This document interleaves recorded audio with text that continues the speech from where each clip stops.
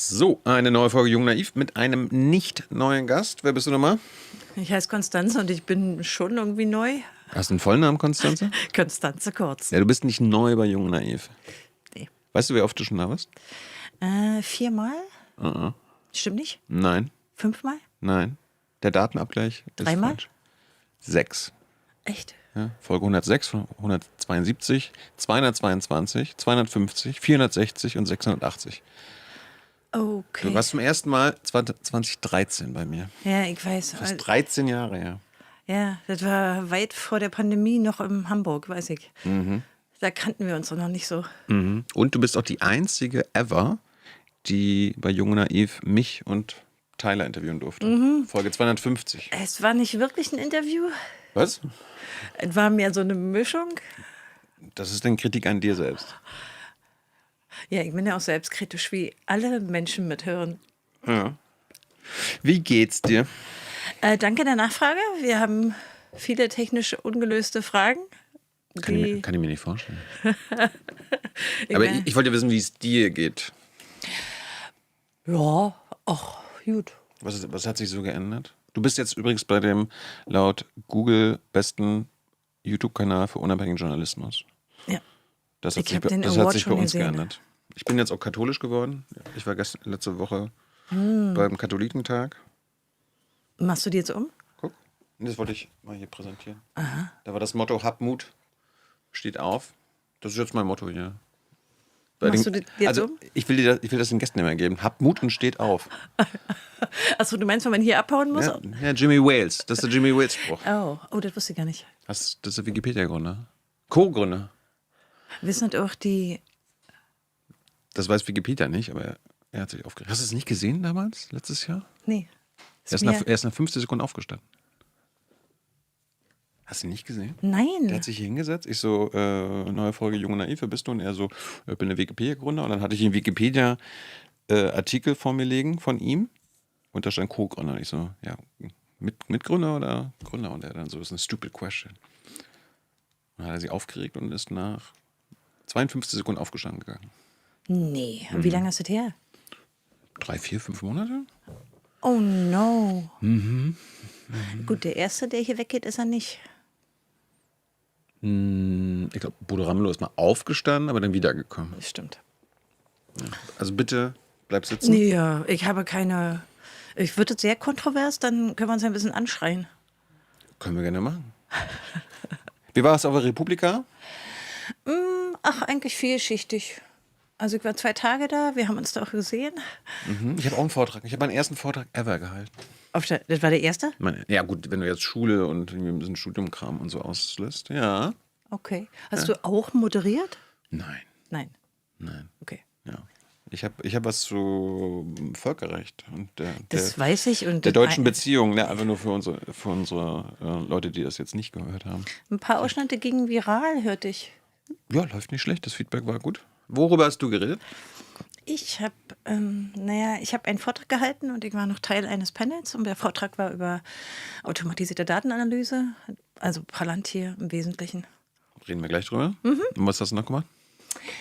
Ich war Teil des Eröffnungspanels zusammen mit Caroline Emke und Luisa Neubauer und Alice Hasters und wir haben ein bisschen darüber reflektiert, warum wir nicht, also als Aktivistin, warum wir nicht aufhören. Das war so ein bisschen ans Motto angelehnt. Das Motto war ja von Rick Astley geborgt, Never Gonna Give You Up. Ach so. Und ich glaube, das war so ein bisschen der Grund. Warum wir gerade über Überaktivismus und wie sich das auch ein bisschen verändert hat und was uns motiviert, gesprochen haben. Du bist eine Aktivistin. Ja. Wofür? Aber, das ist ja jetzt so ein Schimpfwort geworden, aber in dem eigentlichen Sinne des Wortes, ja, ich setze mich gerne für Sachen ein, die ich richtig finde und gegen solche, die ich falsch finde. Welche sind das? Naja, jetzt hat es bei mir oft einen Technikzusammenhang. Ich finde technische Entwicklungen, die Leute eher einengen, sie sozusagen zu Zwangshandlungen animieren, die sie manipulieren, die ihre Daten ausforschen. Und den ganzen Teil des Trackings finde ich nicht so positiv. Was wäre positiv? Hätte schon gerne mehr Techniken, die so ein bisschen selbstbestimmter sind, wo man mehr darüber entscheiden kann, die man selber reparieren kann, die vielleicht offen sind, mit offenen Schnittstellen und so. Also ich bin da schon so richtig oldschool. Lass mal positiv anfangen. Gibt es solche Techniken? Gibt es neue Techniken? Kannst du was empfehlen, damit wir nicht nur quasi hier Frust ich habe den schieben? Eindruck, dass mit dieser ganzen Debatte um digitale Souveränität und nach Beginn der zweiten Amtszeit von Donald Trump so ein bisschen Bewegung ins Thema gekommen ist. Die politische Debatte ist manchmal ein bisschen lame, das wirst du ja bestimmt auch schon festgestellt haben. Also so, die ist halt sehr platt, aber die Frage, wie unabhängig man sein muss, ist jetzt nicht mehr nur so eine bürgerrechtliche Frage, sondern oft auch eine wirtschaftspolitische Frage geworden. Die Durchsetzung von Digitalrechten in Europa gegen eventuell US-amerikanische Interessen, aber auch ein bisschen gegen die chinesischen Konzerne. Also da ist, finde ich, wir Bewegung. Und dann gibt es in Deutschland hier einen ziemlich funktionierenden Mittelstand, der coole Lösungen anbietet, die offen sind. Was könnte ich alles darüber nicht wissen? Gib mir mal ein paar Beispiele. Na, ich meine, du könntest von den Plattformen wegwechseln, die dich tracken und die sozusagen ihre Geschäftsmodelle auf Werbung basieren. Du kannst mittlerweile von einer großen Fülle von Unternehmen profitieren, die eben Lösungen anbieten, die davon weggehen oder jedenfalls einen Teil der Abhängigkeit reduzieren. Du hast mehr Auswahl, finde ich. Jetzt kommen wahrscheinlich gleich wieder ein paar Leute und sagen, ja, guck mal hier, wir sind hier auf YouTube. Thilo, da musst du Konstanze ernst nehmen. Ich bin jetzt nicht so der Fan von YouTube, aber ich denke, dass die Möglichkeiten eben nicht nur auf YouTube, sondern woanders auszuspielen heute da sind. Die klassischen Möglichkeiten, die das Netz bietet. Ich selber, wie soll ich mal sagen, bin ein bisschen abgenervt von YouTube, weil sich die Werbefrequenz so erhöht hat in den letzten Jahren. Das ist so ein bisschen eigentlich ich glaube, so nach Ende der Pandemie ist das so ein Schwaps gewesen, der mich nervt. Ich nutze halt YouTube nicht. Aber das hat auch meiner... Du nutzt YouTube nicht? Was? Wie hörst du denn, junge Naiv? Tatsächlich habe ich selten eine lange Folge von dir gesehen, aber man kann YouTube nutzen, ohne YouTube anzuklicken. Das geht. Wie denn? Naja, das verbreitetste Tool dafür ist, glaube ich, schlicht DuckDuckGo, weil die eine Möglichkeit bieten, das auf der Plattform selber abzuspielen und nicht direkt bei YouTube. Das machen auch viele. Ohne Werbung dann? Nein, das wird halt übersprungen quasi. Oder du ziehst dir halt die Videos, die du magst. Aber die Leute klicken die Vorschläge runter, davon bin ich schon lange weg. Dafür habe ich keine Zeit und eine Zeit lang war ich, glaube ich, auch sehr, fand ich ziemlich spannend, so vor, weiß ich nicht, 6, 7 Jahren. Dann habe ich beschlossen, zu viel YouTube in meinem Leben mag ich nicht mehr. Das bedeutet nicht, dass ich keine YouTube-Videos sehe, aber ich treibe mich ja nicht auf der Plattform rum. Du weißt ja eh schon alles. Der junge Naiv ist nichts für dich wahrscheinlich. Ich kann das verstehen, weil du willst einfach Leute erreichen. Dafür habe ich Verständnis. Ich habe auch so ein bisschen den Eindruck, die Leute, die sich von YouTube verabschiedet haben, die Formate haben, die da funktioniert haben, die haben Schwierigkeiten, Ersatz zu finden. Und kann das in gewisser Weise verstehen. Und ich glaube auch, dass YouTube zumindest für die langen Gesprächsformate schon ziemlich praktisch ist. Wir haben ja gerade über deutsche Weiterentwicklung und gute Sachen geredet. Das wäre doch mal was. Einfach nur so eine deutsche Videoplattform, europäische Videoplattform. Es ist schon ein ganz schöner Platzhirsch. Ich finde das gut. Es gab ja auch mal so Vimeo, wenn du dich noch erinnerst. Also gab ja mal eine Zeit lang so. Ja.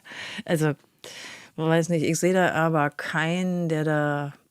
Also klar, mittlerweile gibt es, ich sag mal, kommerzfreie Alternativen wie PeerTube oder so, aber die sind natürlich total klein gegen Google, also YouTube. Insofern, also ich sehe da wenig Konkurrenz aufkommen. Klar ist eine Konkurrenz, dass die kleinen Plattformen, also die Kurzausschnittplattformen jetzt so gewachsen sind. Und diese Kurzclips bei Instagram, die TikTok. Kurzclips? Naja, komm, die sind ja vergleichsweise kurz. Ja, das war jetzt. Ist schon irgendwie wegen eine Konkurrenz geworden. Wegen deinem In gewisser Weise, oder? Was? Dass du TikTok oder Instagram bespielen musst, wenn du ein längeres Format haben willst, oder? Wir machen da jetzt Highlights. Beziehungsweise wir versuchen die Leute dann anzufüttern im Sinne von, ja, guck mal, da geht's noch länger. Ja, das beobachte ich auch. Kann ich auch verstehen in gewisser Weise. Ich meine, mich nervt halt diese ganze, die haben einen Feed für mich und schlagen mir Sachen vor. Habe ich einfach kein Interesse dran. Ist das schon KI? Naja, man hat es früher nicht KI genannt, aber dass es softwareseitig gesteuert wird, aus verschiedenen Quellen, also einmal aus dem Profil des Nutzers, aber einmal auch nach dem Werbekunden, ist viel älter als dieser ganze Hype um KI. Also, das ist ja eigentlich kein Hype mehr. Das Wort passt nicht so richtig. Vendetta? Nee, warte mal. Aha. Also das ist ja eigentlich viel älter. Das ist ja irgendwie 12 Jahre gibt es bei YouTube und ich glaube bei Instagram auch schon vor der Pandemie. Dieser Algorithmus, dessen Ziel ist, dass du einfach weiterklickst und weiter auf der Plattform bleibst. Ne, die ja auch Vorschläge macht. Das ist ja nicht unbedingt nur manipulativ, sondern soll ja auch deinen Interessen ein bisschen entgegenkommen. Aber da hängt natürlich das Tracking dran und die Interessen der Werbeträger. Das ist, ich weiß nicht, ich kann mich an alte Bundestagsgespräche darüber erinnern. Die sind echt 12 Jahre her oder so. Also, ne, da ging es aber noch um Bots. Also die Begriffe haben sich geändert, finde ich.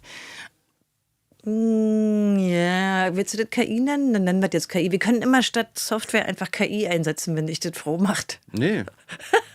Ich bin ja dafür, quasi klare Sprache zu machen. Ja, Ich hatte jetzt auch aber wieder du sagst auch Algorithmen und eigentlich ist es Software.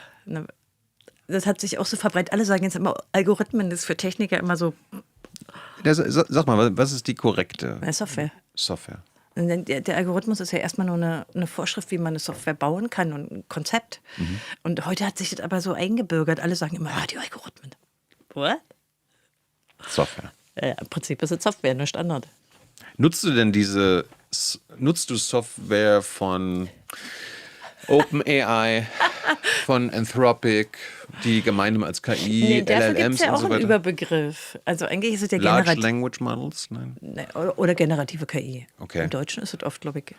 Nutzt du generative KI? Ja, ich habe mir die gängigen Modelle mal angeguckt, aber mehr so aus technischem Interesse. Also das ist jetzt nicht unbedingt meine tägliche Nutzung. Ich habe das auch nicht auf dem Phone oder so.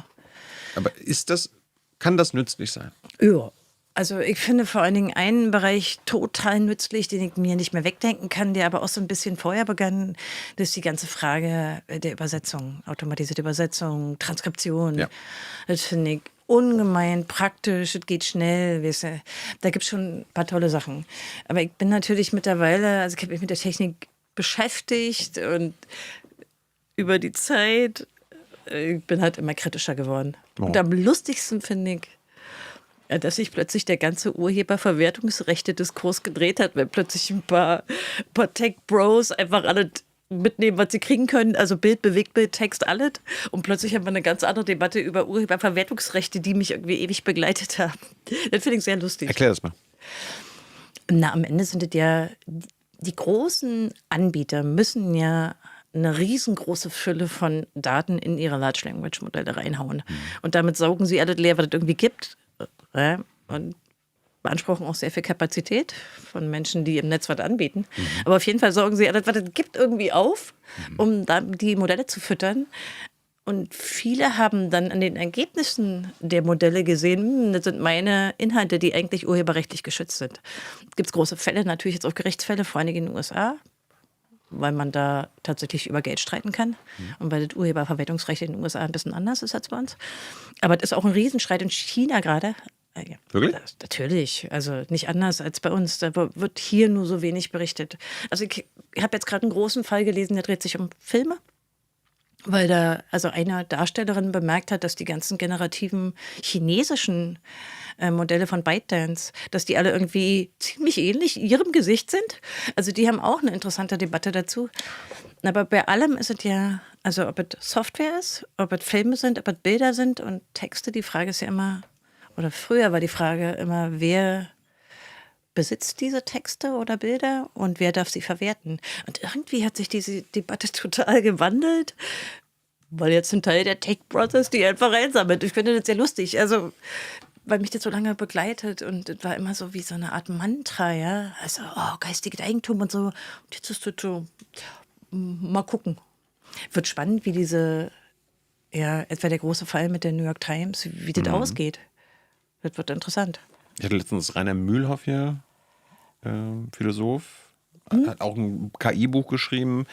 Da hatten wir so ein bisschen am Ende die gemeinsame These entwickelt, diese ganzen generativen KI-Modelle bauen ja eigentlich auf dem gesammelten Wissen der Menschheit auf. Ich meine, es wird noch nicht alles reingepackt und so weiter, Das ist ein auf Ausschnitt, unterschiedlichen Gründen, aber Ja.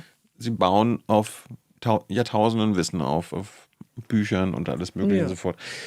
Da war ich dann so, ja, darum muss es vergesellschaftet werden, diese Software, und quasi unter kollektiver Kontrolle, demokratische Kontrolle gebracht werden.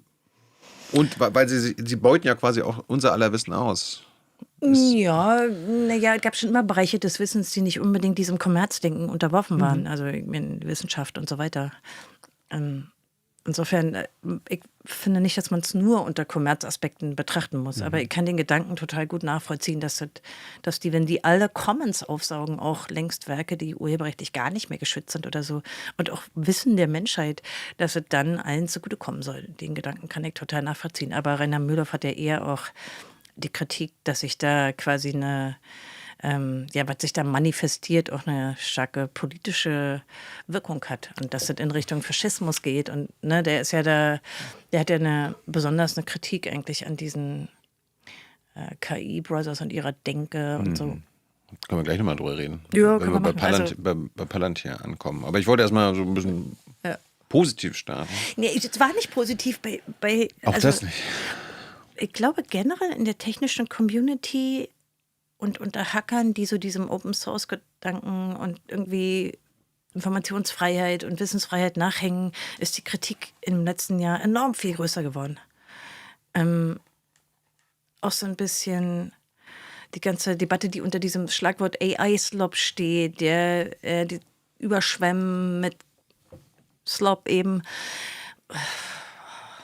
Also ich kann verstehen, dass die Kritik einfach vielschichtig ist. Wir haben auch ein riesiges wissenschaftliches Problem. Wir haben ein riesiges Problem in der IT-Sicherheit mit lauter generierten Schwachstellen-Reports. Also da ist einfach so eine Fülle dazugekommen, die man, glaube ich, vor einem Jahr oder so noch nicht hätte vermuten können. Ich hatte erst überlegt, vielleicht mal einer KI alle Texte von Constanze Kurz zu geben, dann der zu sagen, lerne, wie Constanze Kurz argumentiert, schreibt und so weiter und so fort. Und Ne, den Stil kriegen die gut hin. Oh, das habe ich auch schon mal getestet. Also das kann man aber auch an Menschen testen, die sehr distinkte, also die man gleich wiedererkennt an ihrem Stil. Ja, klar. Ja, also das alte Schlagwort vom stochastischen Papagei ist true. Also aus einer technischen Perspektive ist es sehr wahr. Es versucht im Wesentlichen was zu simulieren und kann das auch ziemlich gut. Also so Stile nachmachen, finde ich, kann es toll. Also wenn man darauf steht. Wo du gerade Open Source angesprochen hast, kannst du mal uns erklären, wenn ich es richtig verstanden habe, die chinesischen generativen KI-Modelle basieren auf Open Source und die Manche, ja. amerikanischen und so weiter nicht. Was ist der Unterschied? Ist das wichtig? Also so pauschal stimmt es ja auch nicht, denn es gibt natürlich auch von den großen Modellen auch ein paar freie in den USA. Also Meta hat ja ein bisschen anderen Kurs eingeschlagen als zum Beispiel OpenAI oder Anthropic und so. Also da sind ja ein paar Unterschiede. Es gibt freie Large Language Modelle, die auch wissenschaftlich benutzt werden. Ich glaube, das teure oder was viele nicht im Blick haben, ist, dass es einfach teuer ist, sie zu trainieren und zu betreiben. Die Open Sourcer. Nee, generell richtig große Large Language Models. Die sind halt echt teuer. Weil man die Rechenzentren braucht. Ganz genau. Okay. Das ist natürlich ein Kritikpunkt, den wir jetzt noch nicht angesprochen haben, was mich auch. Kommen wir gleich zu. Nee, mich nervt tierisch ab, dass es immer irgendwo hinten dran kommt. Dass das ein Nachhaltigkeitsproblem ist. Damit sollten wir anfangen. Weißt du, so, nee, also mich nervt nur, dass es immer so ein bisschen, das ist immer so eine Fußnote, weißt du? Ey, die sind auch echt energieintensiv. Und damit wird die Dimension des Problems so verniedlicht. Das ist ja, das, was du gerade gesagt hast, erinnert mich an jetzt 13 Jahre Jung Naiv, wir hatten ja von auch unsere Zeit angesprochen. Das habe ich über unser ganzes ökonomisches System gelernt. Die Frage nach Energie wird einfach ausgeklammert. Unsere Mainstream-Ökonomen, jetzt nicht die Pluralen und so weiter, aber die Mainstream-Ökonomen, die beschäftigt das Thema Energie nicht. Und darum können sie auch mit dem Klimaschutz und so weiter nichts anfangen. Weil die ganzen Externalisierungen und so weiter ist für aber die... hat sich das nicht auch verändert? Es verändert sich, aber der Mainstream, die denken da gar nicht dran. Für die ist quasi Energieeinspeisung in ihren Wirtschaftsmodellen, die sind ja diese Mathematisierungsfans, nicht enthalten. Darum wundert mich gar nicht. Nee, mich auch nicht. Also, jetzt nichts daran ist ja mehr verwunderlich, weil es gibt ja wirklich viele Leute, die über die Probleme der ganzen Tech-Browser-generativen KI schreiben. Also da ist ja auch noch das Geschäftsmodell, was die nicht haben. Ja, also da ist ja eine Menge. Da ist die Verflechtung dieser ganzen Konzerne, die sich irgendwie alle gegenseitig Anteile halten. So, das ist ja, da kann man ganze Bücher drüber schreiben. Ich hatte tatsächlich mal vor, als dieser. Dein letztes Buch schon lange her. Ja, das stimmt. Das war vor der Pandemie, direkt vor der Pandemie. Das war über Arbeit noch, ne? Nee, das war noch das davor. Nee, das letzte war zur IT-Sicherheit und hieß Cyberwar. Okay. Aber dein Arbeitsbuch hatte das damals schon, konntest du schon bedenken, dass KI unsere Arbeitsplätze ersetzt? Nee, es hatte noch einen anderen KI-Begriff. Also das ist ja so überlagert. Es gibt ja auch Projekte der künstlichen Intelligenz, also aus informationstechnischer Sicht, die voll sinnvoll und toll sind. Und es gibt auch jetzt spannende Entwicklungen in der KI, aber alle haben ja den Begriff jetzt irgendwie so umdefiniert in generative KI. Und alles irgendwie Chatbot und das kommt ja woanders her. KI ist irgendwie über 70 Jahre alt. Also, ne, das hat ja eine lange Geschichte. Ist übrigens auch schon immer ein Marketingbegriff gewesen, die sich mal, in den 60ern künstliche Intelligenz ausgedacht haben, wollten Drittmittel einwerben, also Akademiker. Das war schon immer so ein Konzept, wo man wir haben als Informatiker früher immer ein bisschen gelacht darüber, dass die Informatiker, die sich mit künstlicher Intelligenz beschäftigt haben, immer gesagt, übernächstes Jahr ist es aber soweit, dann haben wir den Durchbruch. Das war immer so ein Lacher. Und die waren übrigens auch schon immer sehr militärnah. Das war schon immer auch eine Kritik daran, dass die Gelder von allen genommen haben. Aber zu meiner Studienzeit war das halt super klein. Das war so ein winziger Lehrstuhl, den haben sie abgewickelt dann an der Humboldt-Uni. Ja. Es gab einen Lehrstuhl dafür? Ja, für künstliche Intelligenz. Die haben so neuronale Netze gemacht und die hatten auch Roboterhunde und so. Ja. Damals schon? Ja, damals gab es auch diese WM von, ich glaube, die gibt es immer noch, von den Fußballhunden. Und da waren die, glaube ich, auch immer dabei und so. Die liefen bei uns über den Flur. Diese Hunde, die waren nach heutigen Verhältnissen noch nicht sehr fähig, aber die konnten halt ihren Raum wahrnehmen und einen Ball schieben, glaube ich. Oft hatten die aber auch mechanische Mängel. Kannst du mal für Laien erklären, worin der Durchbruch also vor ein paar Jahren kam? Ja, die Wahrheit aus meiner Sicht ist eigentlich die Wahrheit, dass es zum allergrößten Teil nach wie vor Marketing ist. Ein technologischer Durchbruch ist tatsächlich sehr schwer zu begründen. Na klar sind Large Language Modelle, die eine bestimmte Größe überschreiten, die haben andere Fähigkeiten als kleiner. Aber aus meiner Sicht ist der Großteil von dem, was jetzt behauptet wird, Marketing. Das haben wir in der IT-Sicherheit jetzt auch ganz stark mit diesem, ich deutsche das jetzt mal ein, Mythos, was angeblich neue Fähigkeiten hat. Es bleibt in der generativen KI ein stochastischer Papagei. Es kann Was ist das, ein stochastischer Papagei? Naja, also er kann nur aufgrund von Wahrscheinlichkeiten wiedergeben, was eingespeist wurde. Und dieses ganze Gelaber darüber, dass dann Reasoning und schon ja nicht im menschlichen Sinne drin wird, ist natürlich Quatsch. Das heißt nicht, dass generative KI nicht auch Fähigkeiten hätte, die echt praktisch sind. Ich habe vorhin ja auch welche genannt, die beeindruckend sind. Ja. Ich habe es jetzt gerade wieder gesehen auf mehreren Konferenzen. Das wird ja auch alles praktisch eingesetzt. Ja. Da ist jemand und du kannst zum Beispiel eine fast latenzfreie Übersetzung laufen lassen und so. Für jemanden, der die Sprache nicht spricht. War das gestern bei Republika so? Da habe ich nämlich gesehen, nebenher läuft so ein Nein, ich glaube, die hatten es nur schriftlich, ne? Also die hatten, glaube ich, das hat niemand abgelesen. Nee. Ich habe es auf einer anderen Konferenz auch mal gesehen auf Kopfhörer. Ja.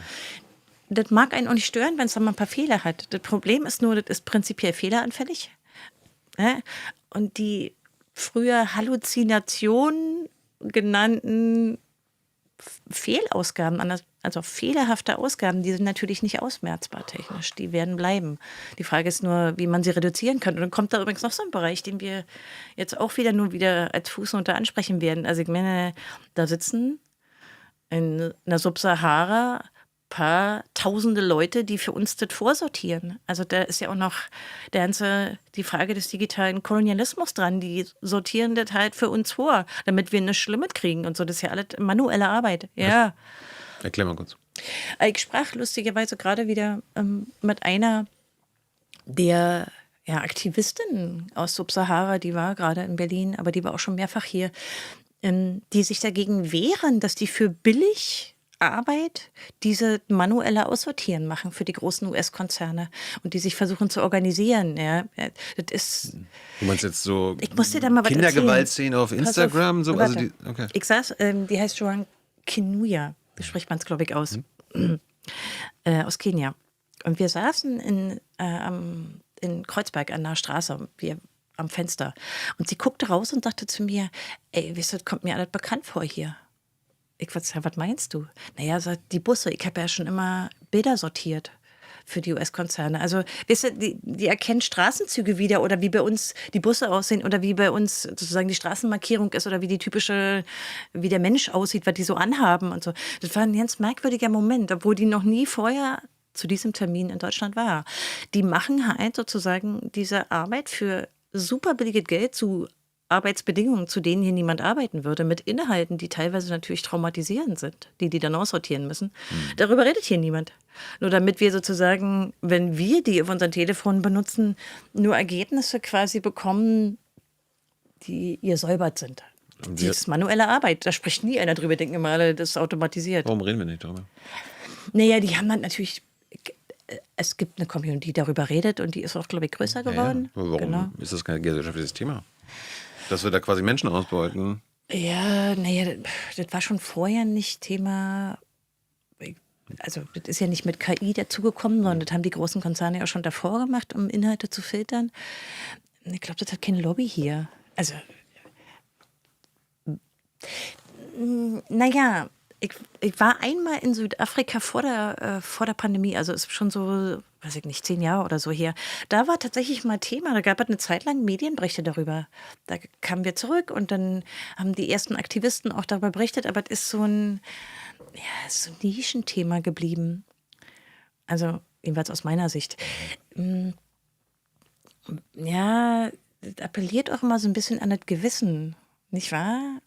Und das hören ja Leute auch nicht so gerne. Ja.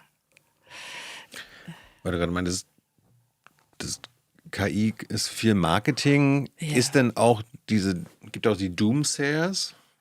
Ja, also quasi Die allgemeine KI, die bald kommt und genau, also wir müssen uns jetzt in 1 oder 2 Jahren ist alles vorbei und dann ist der Punkt überschritten und die Menschheit hat verloren und wir haben dann nichts mehr unter Kontrolle. Ist das auch, also quasi das Gegenteil von dem Marketing-Hype? Also Doom-Hype? naja, man muss sich immer ein bisschen angucken, wer sagt sowas. Und wenn du siehst, welche Menschen sich dazu geäußert haben, dann sind sie eben auch oft welche, die ihr Salär von den großen Konzernen beziehen. Also Es gab ja diesen einen Nobelpreisträger, der war doch irgendwie. es gibt auch respektable Menschen, die sowas sagen, ich halte es für technisch Quatsch.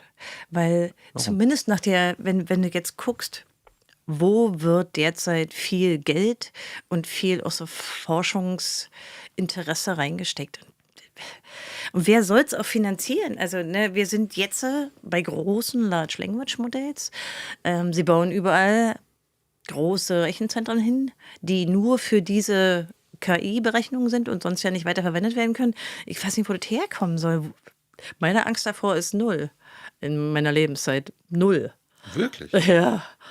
Wir werden nicht, nein. Also, natürlich Die habe ich. Maschinen werden uns nicht beherrschen. Ne, sie tun es natürlich teilweise schon, weil wir es auch zulassen. Natürlich wir sind manipuliert von Maschinen, weil wir das zulassen, aber nicht in dem Sinne von, da kommt eine AGI, die uns beherrschen wird. No.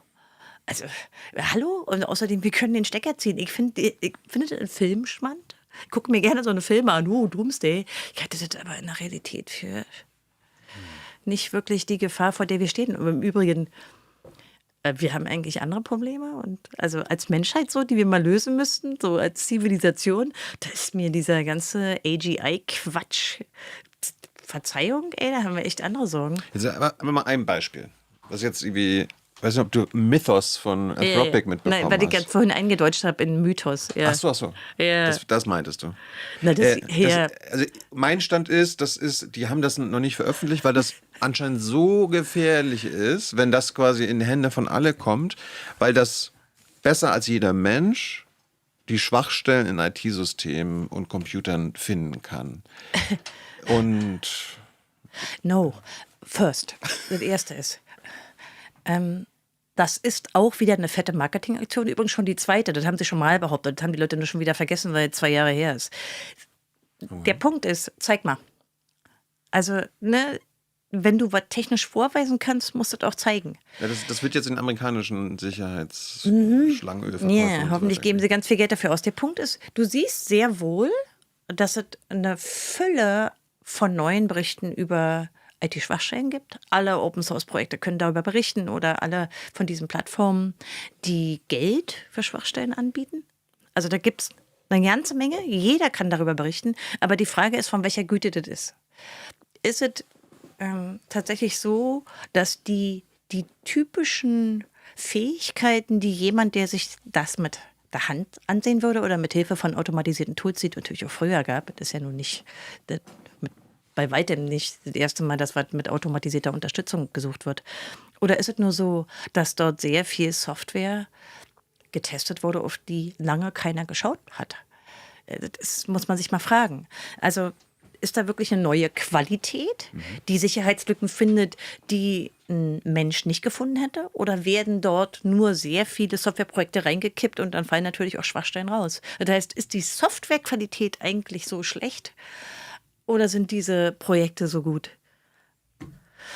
Ich habe keinen Anhaltspunkt dafür, dass die Behauptungen über das Marketing hinausgehen. Ich halte das sogar für nicht allzu wahrscheinlich. Ich habe aber sehr viele Anhaltspunkte dafür, dass die Berichte über Schwachstellen sehr zunehmen und dass auch zum Beispiel wenn man so die klassischen Hackerwettbewerbe, so Capture the Flag, also wo du versuchst, in einer bestimmten Zeit Schwachstellen zu finden. So habe ich diese Software auch verstanden, dass es quasi einfach nur so ein KI-Hacker-Master-Tool ist. Also in der IT-Sicherheit, in der Defense, also Leute, die versuchen, Schwachstellen abzuwehren, aber genauso in der Offense, also Leute, die versuchen, Angriffe auf Systeme zu fahren, wird viel automatisiert. Und du siehst es jetzt auch bei den Kriminellen, natürlich nutzen die generative KI in jeder Hinsicht.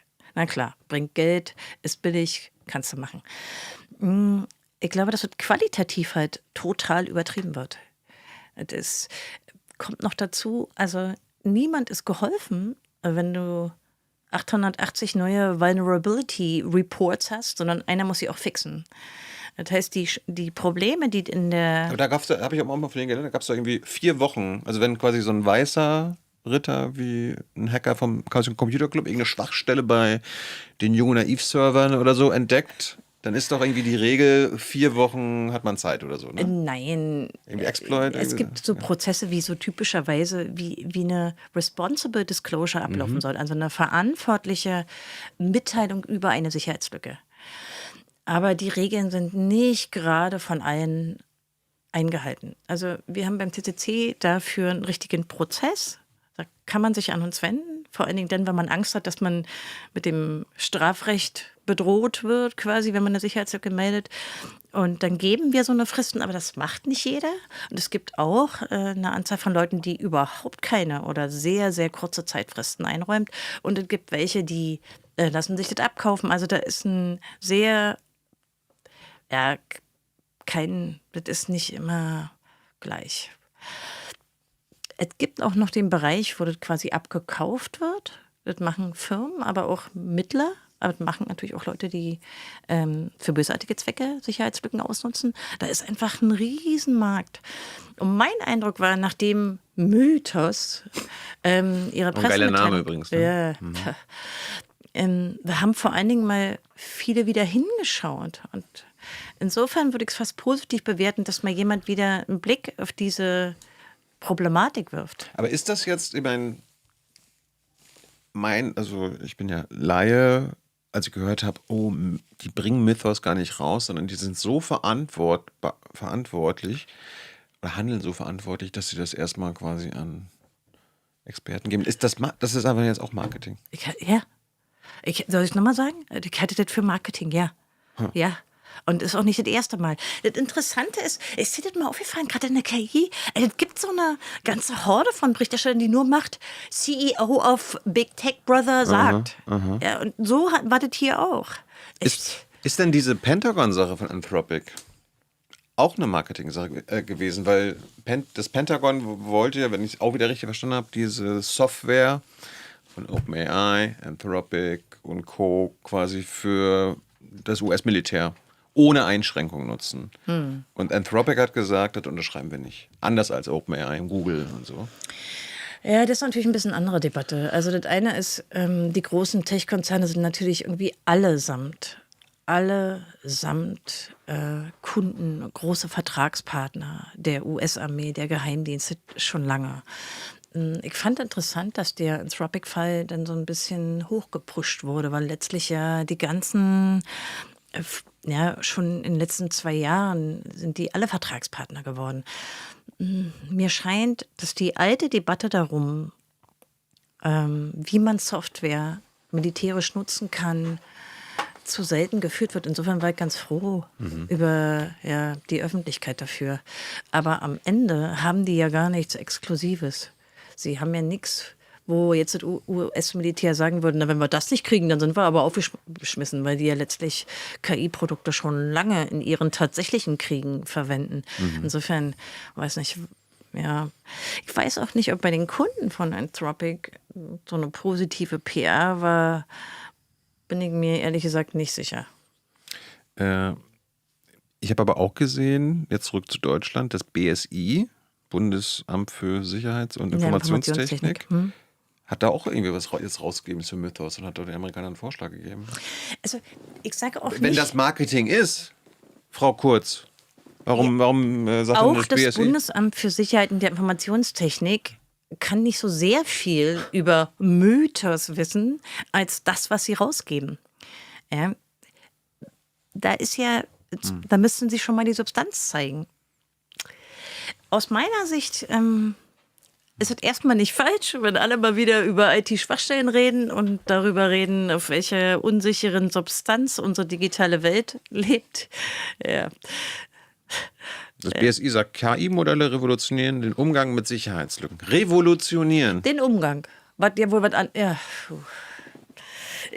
Ich habe Ist das auch schon wieder Marketing jetzt vom BSI?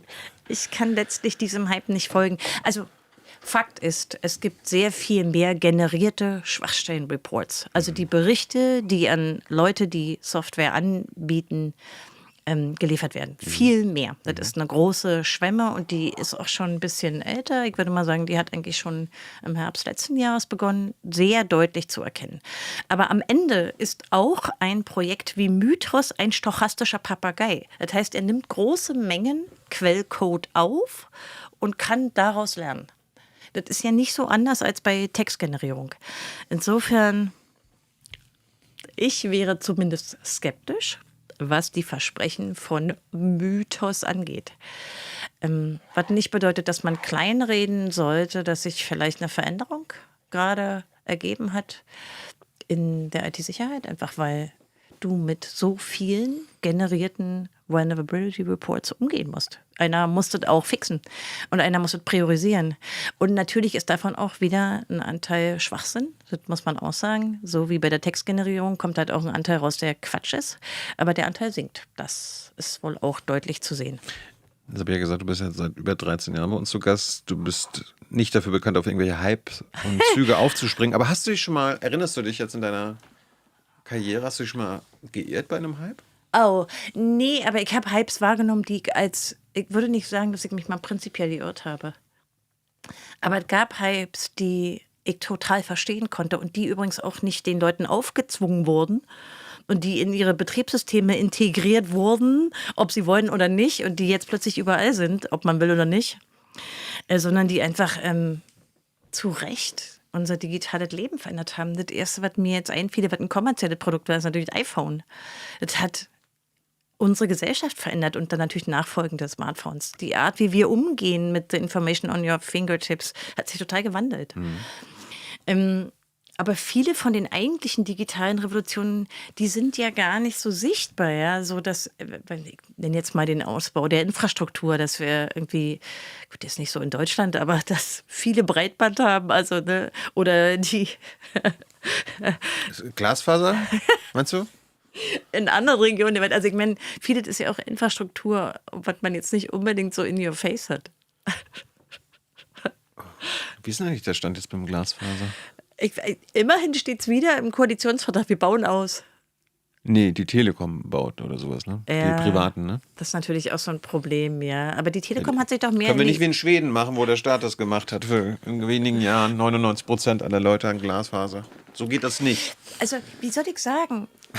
Du sprichst mich jetzt an auf, ob es so Sachen gab.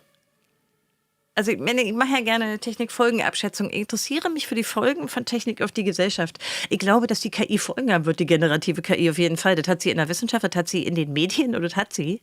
Aber es ist halt kein wirklicher technologischer Druck aus meiner Sicht, sondern es hat eher damit zu tun, wie Leute diese Technik benutzen und wie sie auch in den Markt reingedrückt wird, vor allen Dingen über Betriebssysteme und besonders natürlich Google. Und weniger damit, dass sie technisch so revolutionär wäre. Also das macht es jetzt nicht unspannend, darüber nachzudenken. Und es gibt ja auch eine ganze Menge Bereiche, wo das praktisch ist. Aber die verschiedenen negativen Effekte, die wir jetzt ja schon teilweise angeschnitten haben, die gehen halt nicht weg. In unserer Gesellschaft. Jo. Also das eine ist, ich meine, das frisst so viel Energie weg, dass wir damit ein Problem haben. So richtig ein Problem. Und die Leute haben die Dimension des Problems, glaube ich, wenig begriffen. Und das andere ist natürlich die Frage, was gibt es diesen Tech Brothers für Macht? Das haben wir auch schon in anderen Bereichen debattiert, aber müssen wir halt. Und dann damit zusammenhängt natürlich irgendwie, jetzt ist es auch noch irgendwie die USA unter Donald Trump und nicht mehr die USA unter einem anderen Präsidenten, die jetzt auch nicht so viel besser waren. Aber Trump ist ja nur schon speziell. Apropos speziell, ich hatte letztens Evan Osnos, ist ein amerikanischer Journalist für New Yorker, der hat sich mit diesen ganzen Superreichen getroffen und unter anderem Mark Zuckerberg und kennt da einige.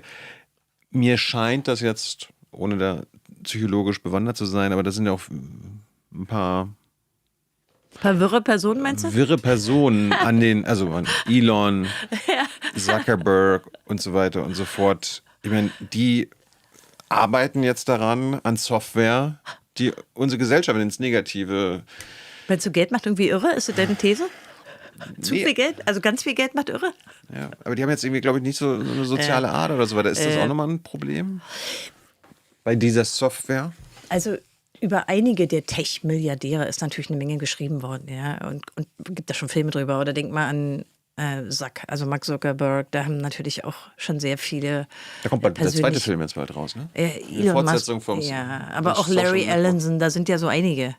Oh, der ist gefährlicher. Gates, ja, aber also Alex Karp von Palantir Reden wir oder gleich drüber. Peter Thiel, genau. Also das sind natürlich schon spezielle Charaktere. Ich habe mir gerade kürzlich jemand hat also Peter Thiel, also das ist PayPal und Palantir, der hält ja so Antichrist-Vorlesungen, die so ein bisschen religionswissenschaftlich sind. Oh mein Gott. Ich habe neulich so ein jemand hat da was mitlaufen lassen. Und du denkst oft, oh Mann, ja, echt? Okay. Hat er recht? Ich meine, du bist kein Er Religionswissenschaftler. sagte, der Antichrist ist schon da oder so, unter uns, Ja. ne? Die haben halt auch also die versuchen, finde ich, auch nicht bist mehr du unbedingt es? ihr Image zu verbessern, oder? Der wurde doch bei so einem New York Times Podcast gefragt, ob er daran interessiert ist, dass die Menschheit weiterlebt. Und die Antwort war nein, er schämt sich halt auch nicht mehr. Nicht so wirklich. Ja, aber ist das denn wirklich diese also krasse Ideologie von Singularität und ich gehe aus meinem Körper raus und dann kann dadurch unendlich leben und so weiter? Ja, also, naja, das ist ja nochmal eine bisschen andere Ecke, ne? Aber, also, prinzipiell, das Seelenleben von diesen Überreichen, das ist jetzt nicht so mein spezielles Gebiet. Ich stelle nur fest, dass hier eine auffällig große Menge an Verwirrten zu beobachten ist oder zumindest Teilzeit verwirrt. Ich finde es ein bisschen beunruhigend, weil die haben sich ja letztlich die letzte verbliebene Supermacht angeeignet. Das kann man ja nicht anders sagen. Das ist ja interessant auch, was die Tech-Konzerne da gerade raustragen von diesem reichen Land USA, wie sie aber auch ihre Technik überall sonst, vor allen Dingen in Europa, zum Einsatz bringen. Das ist ja eine reale Gefahr. Wenn man denn möchte, dass man noch irgendwie selber entscheiden kann und nicht manipuliert wird, das sehe ich schon als große Gefahr. Nun bin ich ja so ein Berufsoptimist und meine Hoffnung ist, irgendwann werden sie vielleicht auch den Trump wieder abwählen und wir wollen hoffen, dass er nicht irgendeinen Kronprinz einsetzt, sondern das wirklich eine Wahl ist und so. Keine Ahnung. Ich bin ja da sehr optimistisch. Was hältst du von diesen, apropos Europa, ich glaube, so ein Österreicher hat OpenClaw erfunden oder programmiert, diese Software, also diese KI-Agenten. Nee, ist aber schon wieder vorbei, der Hype. Schon wieder vorbei? Ja, das war jetzt irgendwie 3 Wochen lang, ja, das ist schon wieder War vorbei. Anfang des Jahres war es, ne? Ja, und aber irgendjemand hat auch was aufgekauft und wieder ganz viel Geld ausgegeben für. Ja, der Typ, der das sich ausgedacht hat, ist jetzt bei OpenAI. Ja. Aber was hältst du von sowas? Der habe ich auch halt noch viel schlimmer für einen Hype als der Hype um Claude Mythos. Sondern also am Ende, die hatten kein Geschäftsmodell, sie hatten keine besonders tolle Technik, aber sie hatten sehr viel Presseberichte. Du hast jetzt noch keinen persönlichen KI-Agenten. No. Nee, du? Hm? Wir probieren es gerade aus so für Transkripte und Untertitel. Es hört sich jetzt immer so an, deutsche, als wenn englische Untertitel und so weiter für diese Folgen zum Beispiel, das funktioniert echt gut. Und ja, das und du weil's kannst viel besser viele ist als Mehrsprachen. Genau. Ja, natürlich.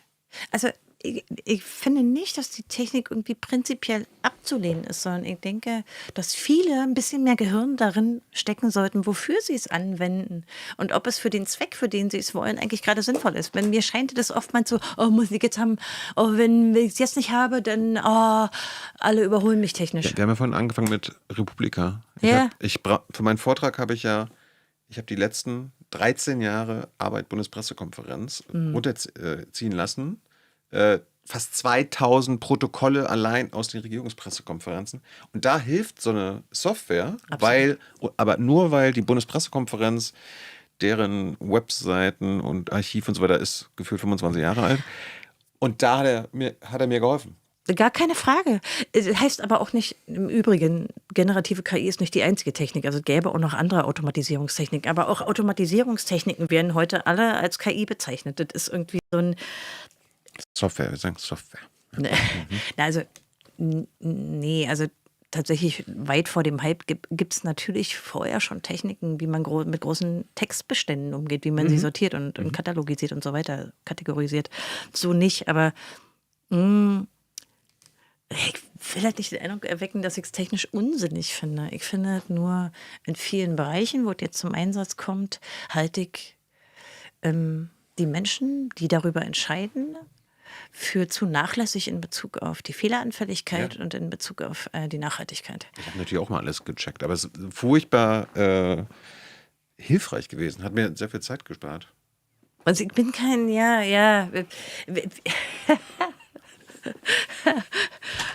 ich kann mir schon vorstellen, wie die Kommentare lauten werden, aber egal. Nee, aber es war ja quasi nur eine Hilfe von meiner Arbeit, das war ja kein Ersatz. Und hast du AI-Slob Hate abbekommen? Nee, ich hab ja nichts davon quasi in dem Vortrag, ich habe es einfach nur als Quellenarbeit. Ach so. Im Sinne von, okay, wo in den Protokollen finde ich das? Wo finde ich das? Und, praktisch. Und du kannst ihm quasi auch schon sagen, okay, such nicht nur nach getötete Zivilisten, sondern vielleicht umgangssprachlich tote Zivilisten, ermordet und so weiter und so fort. Ja. Das geht schon. Andere KI-Nutzung, jetzt gehen wir schon mal weiter. In Kriegen.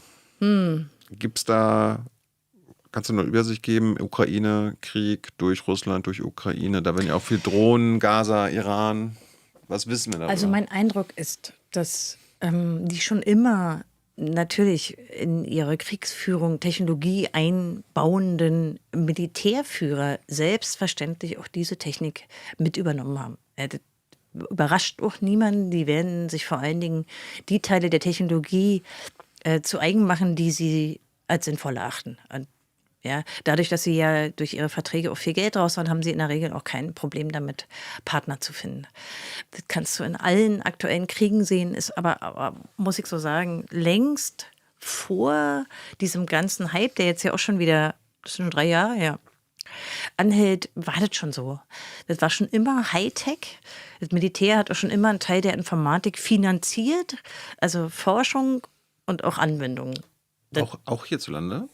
auch hierzulande, aber es gab hier in Deutschland jahrelang auch viele Zivilklauseln. Also dass in der akademischen Forschung oder Universitäten und Hochschulen eben kein direkter militärischer Bezug sein soll, aber es gibt auch einen gewissen Gegendruck gegen diese Zivilklauseln mittlerweile. Das war mal selbstverständlicher.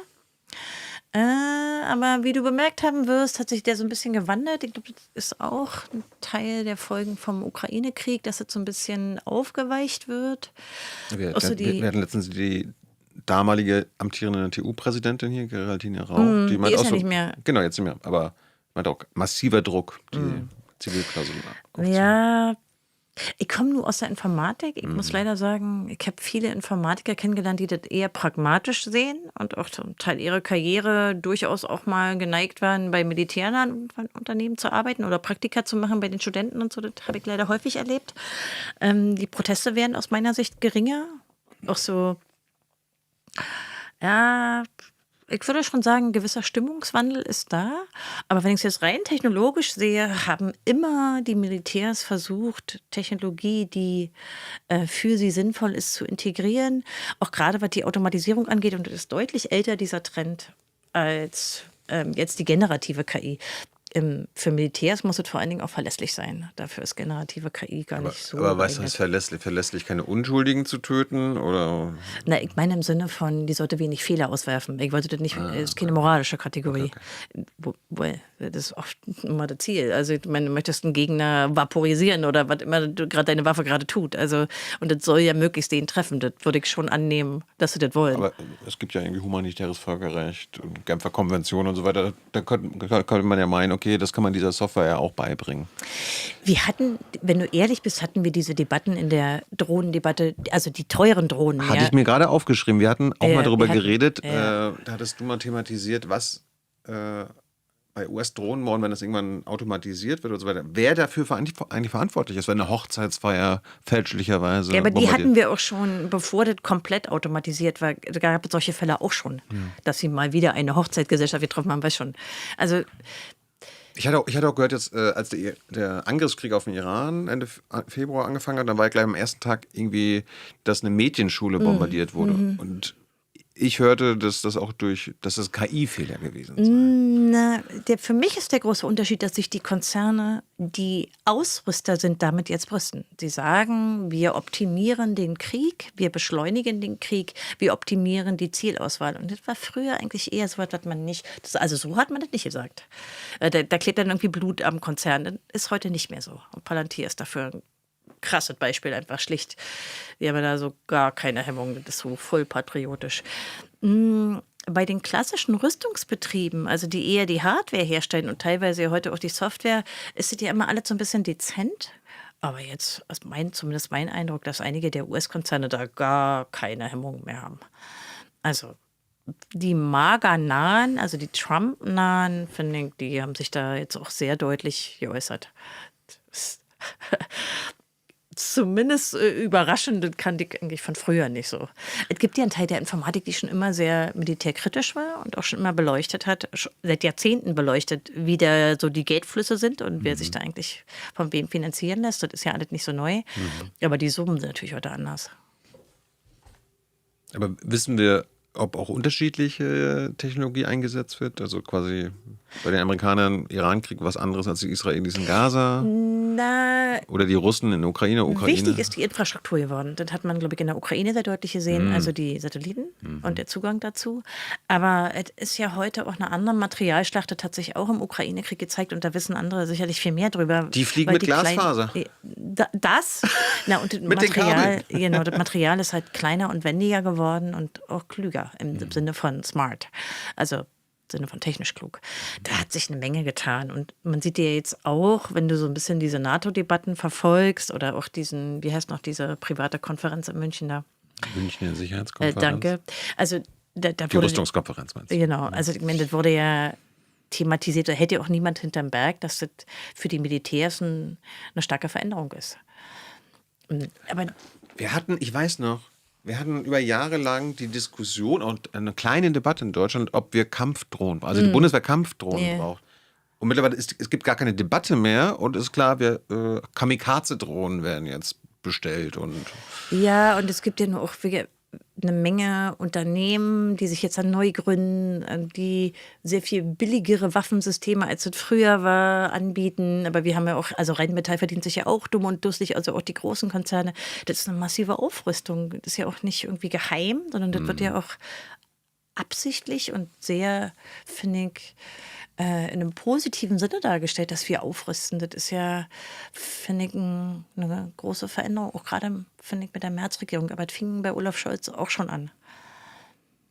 Ja, hatte er das nicht Zeitenwende genannt? Ja, und in der Zeitenwende steckte ja auch die Aufrüstung drin. Aber auch ein bisschen, naja, dann kam noch die Wehrdienstdebatte, ne? Das ist ja dann schon März.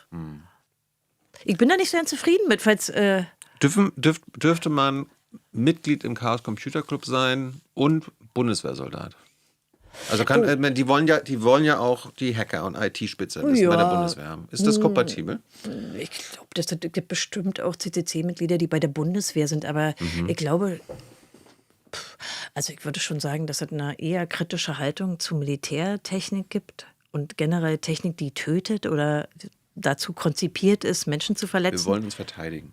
Ja, aber du hast mich jetzt gefragt, ob das kompatibel ist. Also ich würde sagen, es wird wohl Bundeswehrsoldaten geben, die im CCC sind, aber es ist schon eine eher kritische Haltung. Es gibt aber auch, also PFIF zum Beispiel, ne, Forum. Also es gibt ja richtig Organisationen, die sich als Informatiker für Frieden einsetzen und gegen die Militarisierung. Also da ist der CCC, glaube ich, ist nicht sein primäres, würde ich sagen, Themenziel. Aber wir haben eigentlich in den letzten 30 Jahren auch immer wieder Vorträge dazu gehabt, kritische Vorträge von unseren großen und auch auf den kleinen Veranstaltungen. Da ist schon eine Menge Skepsis. Also wir sind jetzt keine militärende Organisation. Oh no. Würde ich sagen. Wollte ich nicht suggerieren. Ich habe ja gestern auch zum Beispiel über internationale Konventionen geredet. Da ist mir eingefallen, dass du mir mal erzählt hast, eine Cybercrime-Konvention soll kommen, soll es geben. Wie ist da der Stand? Was ist das der Stand ist leider ziemlich negativ. Die ist beschlossen worden und die hat auch die Anzahl der Länder, die notwendig waren, bekommen in den Vereinten Nationen. Hat Deutschland schon ungefähr? Für Deutschland hat so ein bisschen die EU entschieden. Es kam nicht stark auf die EU an, weil auch genügend andere Länder zusammenkamen, um sie zu beschließen. Aber die eigentliche Ratifikation, also der formale Akt, der steht noch aus. Und das Problem an dieser Cybercrime Convention ist im Wesentlichen, dass sie ein sehr großer, unregulierter Überwachungsvertrag ist. Erklär es mal. Sehr viele Pflichten drin, dass Länder, die diesem Vertrag beitreten, Daten ausgeben müssen. Eben auch an Ländern, die undemokratisch sind oder vollständige Diktaturen. Das heißt, es ist ein Problem, dass der Austausch von Daten da festgelegt ist für eine große Anzahl von Straftaten, die unter diesem Begriff Cybercrime fallen, aber eigentlich Straftaten sind, die irgendwie mit dem Computer zusammenhängen. Und das ist natürlich problematisch, weil das demokratisch ganz schwer zu prüfen ist, wo dann die Daten hingehen. Ne? Da kommt dann der usbekische Geheimdienst. Okay, vielleicht ist nicht gerade Usbekistan. Ich bin jetzt nicht über das Land Usbekistan und ob es das ratifizieren muss dabei, aber du hast halt Pflichten vor allen Dingen, diese Daten auszugeben und das ist ein Problem. Und es gibt dafür... Bist du gegen diese Konvention? Ich bin absolut dagegen gewesen, diese Cybercrime-Konvention, natürlich. Ich bin ja so naiv und denke, wenn die UN eine Konvention aufsetzt, dann ist das ja was, sind ja meistens gute Sachen. Das war übrigens ein russischer Vorschlag. Die Russen haben aber darüber redet nie jemand gern, dass die Russen mal initiiert haben. Ja, das ist sehr ärgerlich. Das ist ein bisschen unangenehm. Ja, wann mal die Russen, das lief ja eine ganze Zeit. Und das haben sich auch ein paar sehr aktive NGOs, internationale, zusammengefunden, die immer wieder berichtet haben aus diesen Meetings, denn die Zivilgesellschaft war mit eingeladen. Die durfte zumindest zuhören und ab und an was sagen. Und natürlich haben Staaten wie Russland davon potenziellen Vorteil, weil sie Daten rausverlangen können. Aber gib mal ein Beispiel. Wie würde das aussehen, wenn das jetzt quasi für alle gelten würde? Wenn Deutschland und die Europäer das ratifizieren würden, wenn wir uns daran halten müssten. Gib mal. Naja, ein Beispiel wäre klassischer Cybercrime-Vorfall. Du hast sagen wir mal, einen IT-Angriff auf ein System. Nehmen wir mal an, Jung und naiv, ja. Russland. Okay. Und dann können die russischen Behörden Daten herausverlangen, die zum Beispiel in Deutschland oder in einem europäischen Land oder überhaupt in einem anderen Land sind, um zu ermitteln gegen diesen Cybercrime-Vorfall. Dafür soll dann Regeln geben. Was ist daran so schlimm? Ja, nun, Also bist du gegen Verbrechensaufklärung? das Rechtssystem in manchen Ländern, also ich will es mal so sagen, das Beispiel dafür ist die Europäische Cybercrime Convention, die heißt Budapest-Konvention, wo man sich unter demokratischen Ländern geeinigt hat, dass man Daten austauschen will im Kampf gegen Kriminelle. Das aber auszuweiten auf internationale Länder, wo eine ganze Menge dazugehören, weil ich sag jetzt mal Saudi-Arabien oder so, die nicht Demokratien sind und die ein anderes Strafrechtssystem haben, das ist natürlich schwierig. Ja, und man hat ja die Bedenken, die da auch sehr viel von rechtlicher Seite geäußert wurden in diesem Rahmen, hat man einfach nicht beachtet. Normalerweise oder zumindest am Anfang hat man darauf vertraut, dass die USA sich schon wehren werden, also dass die sich gegen diese Cybercrime Convention stellen würden. Das ist aber dann so nicht gewesen. Das hat natürlich auch mit den Verhältnissen in den USA zu tun. Also es ist tatsächlich schwierig, wie sich die Demokratien, auch die in Europa, Deutschland hat sich da so ein bisschen rausgehalten und sehr wenig dazu gesagt, aber die alteingesessenen Demokratien, zu denen die USA ja gehören, jedenfalls bisher. Ja, also man kann den Prozess nachvollziehen. Das ist ja bei den Vereinten Nationen in der Regel gestreamt und so. Und auch ein ziemlich komplexes Verfahren, weil sich da halt echt viele Länder äußern und die versuchen dann halt, diese Abkommen zu verhandeln, aber im Ergebnis ist es ein riesengroßer Überwachungsvertrag. Bist du denn mit der Budapester Konvention zufrieden? Oder auch dagegen?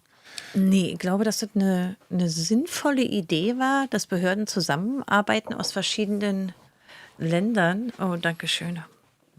Konstanz aus verschiedenen Ländern. Konstanz hat einen Kaffee bekommen von unserem Ja, ich habe menschlichen eine Agenten. Ja. Koffeinsucht, zu der ich aber stehe.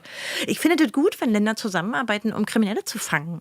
Und wenn die ähnliche Standards haben und zum Beispiel ein Richter darüber guckt, also klassischer Richtervorbehalt, dann finde ich erstmal nichts verkehrt daran. Ich will mich ja nicht vor Kriminelle stellen. Aber diese Standards gelten in der Regel nicht für alle Länder der Welt. Und da besteht natürlich ein Problem. Und es landet am Ende auch wieder bei Providern zum Beispiel, die auf bestimmten Daten sitzen, Telekommunikationsdaten. Ja, und die sind dann diejenigen, die von irgendeinem Geheimdienst in irgendeinem Land die Anforderungen kriegen, bitte gebt mal die Daten raus. Na. Ja, es ist halt auch so eine gewisse Geringschätzung für den Datenschutz dabei. Das liegt aber auch daran, dass diese UN-Konventionen in der Regel von Leuten ausgehandelt werden, die eher so aus den Staatsanwaltschaften kommen. Die haben halt eine sehr starke Denke, die wollen dann Kriminelle fangen und so Grundrechtsüberlegungen sind denen jetzt nicht so nah. Dir aber schon. Darum wollte ich mal, bevor wir über Palantir reden, das letzte Mal, wo wir miteinander geredet haben, Folge 680, war auf dem Chaos Computer Congress. Da hatten wir über die EU-Chat-Kontrolle gesprochen. Ja. Und du warst da, das habe ich mitgenommen, du hast mir gesagt, das ist tot. Oder das kommt nicht. Jetzt, liebe Konstanze, ich bekomme immer noch mit. Allein in der Bundespressekonferenz, das ist immer noch Thema. Hast du dich geirrt? Nein, also ja, die Wahrheit ist, mehrere EU-Ratspräsidentschaften sind damit gescheitert. Das ist jetzt die 5. Irgendeinen Kompromiss auszuhandeln. Ja, da geht es ja darum, ob man massenhaft in Nachrichten, vor allen Dingen Messenger-Nachrichten scannen darf. Ne? WhatsApp, Telegram, Genau. Signal, den ganzen Kram. Aber es gibt jetzt sozusagen 2 Formen davon. Es gibt ja die verpflichtende, darüber wurde sehr viel gestritten und darüber haben wir auch gesprochen, dass man eben die verpflichtend einführt. Aber es gibt die freiwillige. Die wurde als Ausnahme auch durchgeführt in Europa von den großen US-Konzernen. Die ist deswegen freiwillig, weil man ja dafür eine Ausnahme braucht. Denn in Europa sind die Grundrechte geschützt und wir haben eine eigene Verordnung und da muss man eine Ausnahme, damit die eben freiwillig scannen können. Und das wird auch getan. Und diese freiwillige Chatkontrolle, die ist jetzt halt nochmal umstritten gewesen. Also das heißt, es hat sich so in 2 Stränge ja, geteilt. Die verpflichtende, die gefährlicher ist, weil sie denn ein EU-weites Gesetz wäre. Und die freiwillige, die die Tech-Konzerne einfach machen, weil sie eine Ausnahme bekommen haben. Erklär's mal, was macht die freiwillige Chatkontrolle? Das Scannen ist letztlich... Die gucken also, wenn man jetzt WhatsApp benutzt, das gehört Meta und Meta... Na, da geht es ihnen vor allen Dingen um die das- Plattformen. Also LinkedIn macht sowas zum Beispiel auch. Die versuchen, Inhalte, die strafbewehrt sind, auszusortieren oder zu finden. Keine Ahnung, Kinderpornografie zum Beispiel. Ja. Ja. Also Das ist überhaupt der Grund. Der ursprüngliche Grund für die Idee der verpflichtenden Chatkontrolle war die Bekämpfung von Gewaltdarstellungen. Ja. Ja. und die Freiwillige würde jetzt aber bedeuten, weil es gibt ja noch keine, diese EU-weite, die du gerade, Nee, die die gefährdet. Freiwillige ist eine Ausnahme. Die dürfen halt trotzdem scannen. Sie müssen nicht, aber sie dürfen scannen. Genau. Ach so. Genau. Und da haben sie auch gemacht, das war insofern auch nicht, also für mich war es in der Auswertung nicht ganz unsinnvoll, weil man daraus mal sehen konnte, weil das ja einige US-Konzerne gemacht haben, wie viel finden die da so, was machen die da eigentlich? Denn die haben darüber berichtet. Aber wie gesagt, also das hat sich so ein bisschen vom Tisch ist die verpflichtende Chatkontrolle auch nicht. Das läuft jetzt wieder weiter und das wird auch gerade wieder verhandelt. Die Forderungen sind immer noch da. Aber als wir darüber geredet haben, welches Jahr war das? Oh, weiß ich jetzt gar nicht. Ende 2023. Ja. Also ist jetzt sozusagen auch nach 3 Jahre weiter, immer noch kein EU-Gesetz. Denn die Proteste und aber auch der politische Widerstand war schon groß. Es gibt eine ganze Menge Länder in Europa, die gesagt haben, nee, wir wollen nicht, dass alle Nachrichten gescannt werden. Und das EU-Parlament, wie ist da der Stand?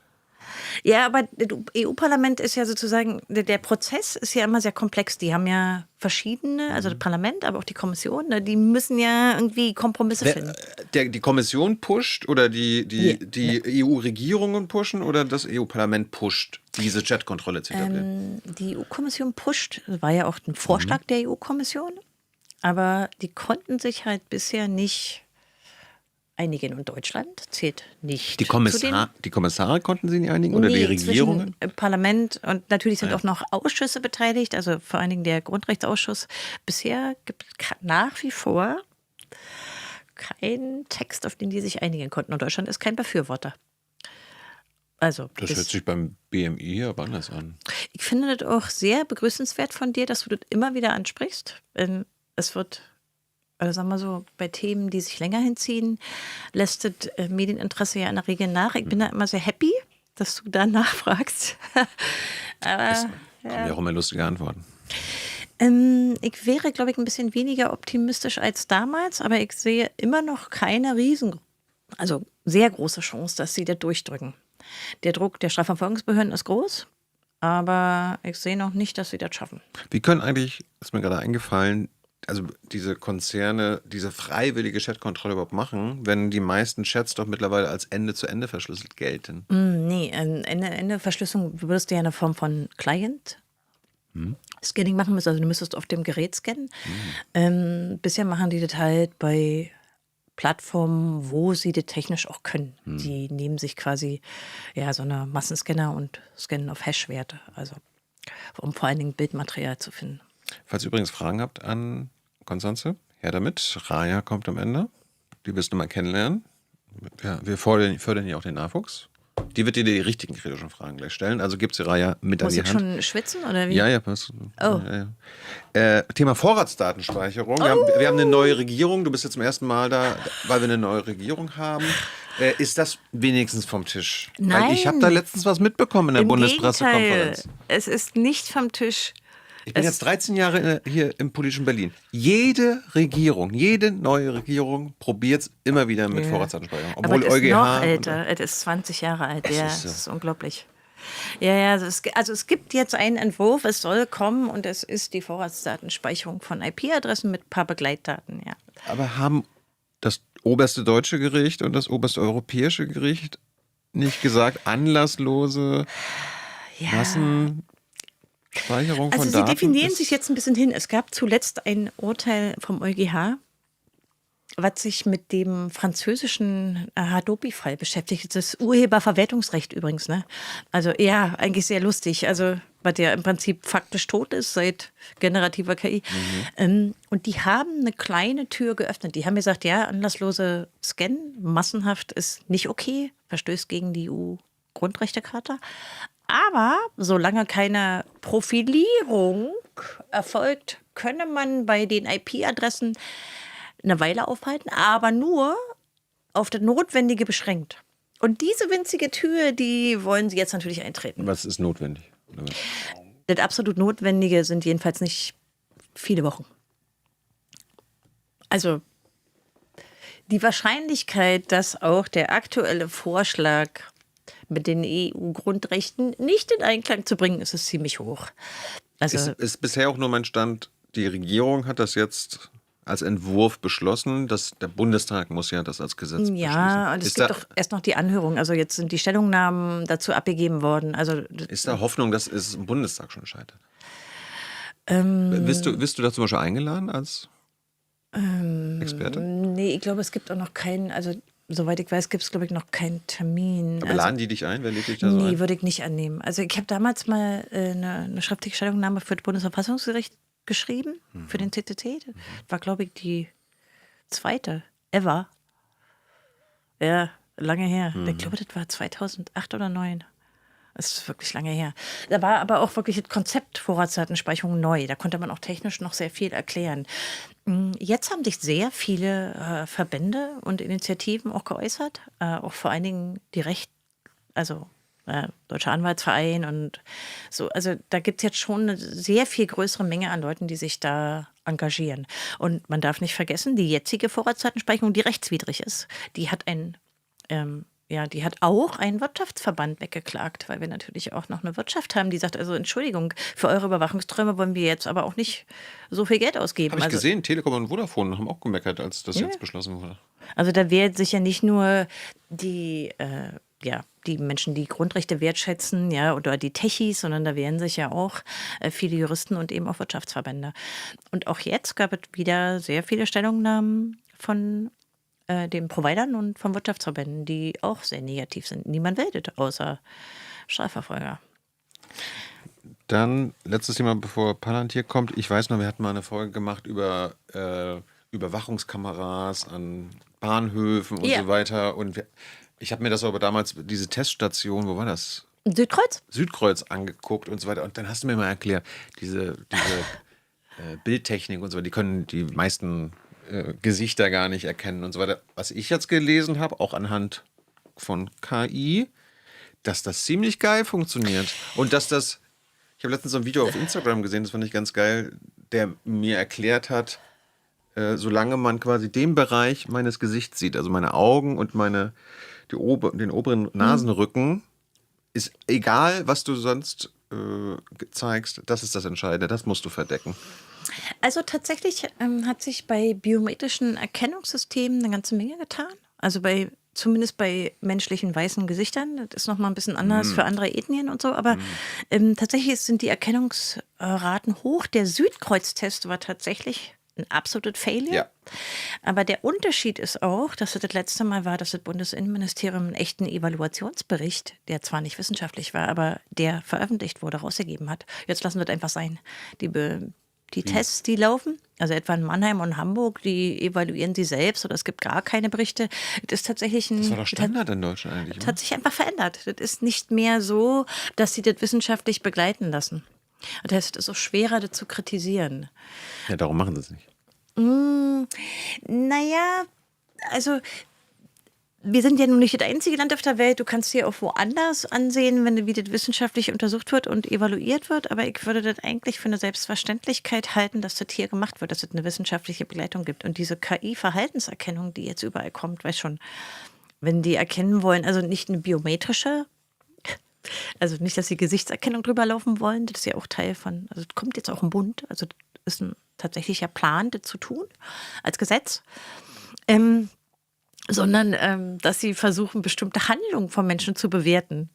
Natürlich mit KI heute, Heißt jedenfalls so, ist also die UNO-Software. Die ist natürlich wirklich Mumpitz und es gibt keine wissenschaftliche Belege dafür, dass die ordentlich arbeitet. Also, dass eine Software unterscheiden kann, als wenn ich dir eine Wange streichle oder dir eine Backpfeife gebe, dass sozusagen eine Software den Unterschied erkennen würde. Oh Mann, also da werden wir auch noch mal lustige technologische Auswertungen machen müssen, denn die evaluieren das einfach nicht mehr. Die behaupten einfach, die übernehmen die Behauptungen der Hersteller, die natürlich immer sagen, ja, unsere Verhaltenserkennung ist super. Und wir haben ja hier auch ein paar Schauspieler, da machen wir so Szenen. So, also zum Beispiel eine Schlägerei und dann speisen wir das ein und dann erkennt die Software Schlägereien. Oh Mann, ey, da werden wir noch so Spaß mit haben. Oh je. Ich erinnere mich gerade, es gibt ja diese von Palantir, zum Beispiel diese ganzen Werbeclips, also auch für die Staaten, die das dann kaufen sollen, oder Ja. die Bundesländer und so weiter. Oh, Palantir hat eine Menge Jetzt sag Werbeclips. mir nicht, dass sich die jeweiligen Innenminister oder wer immer da sich das einkauft, sagt, oh, das ist interessant, Palantir, was sie da so anbietet. Das ist ja schön.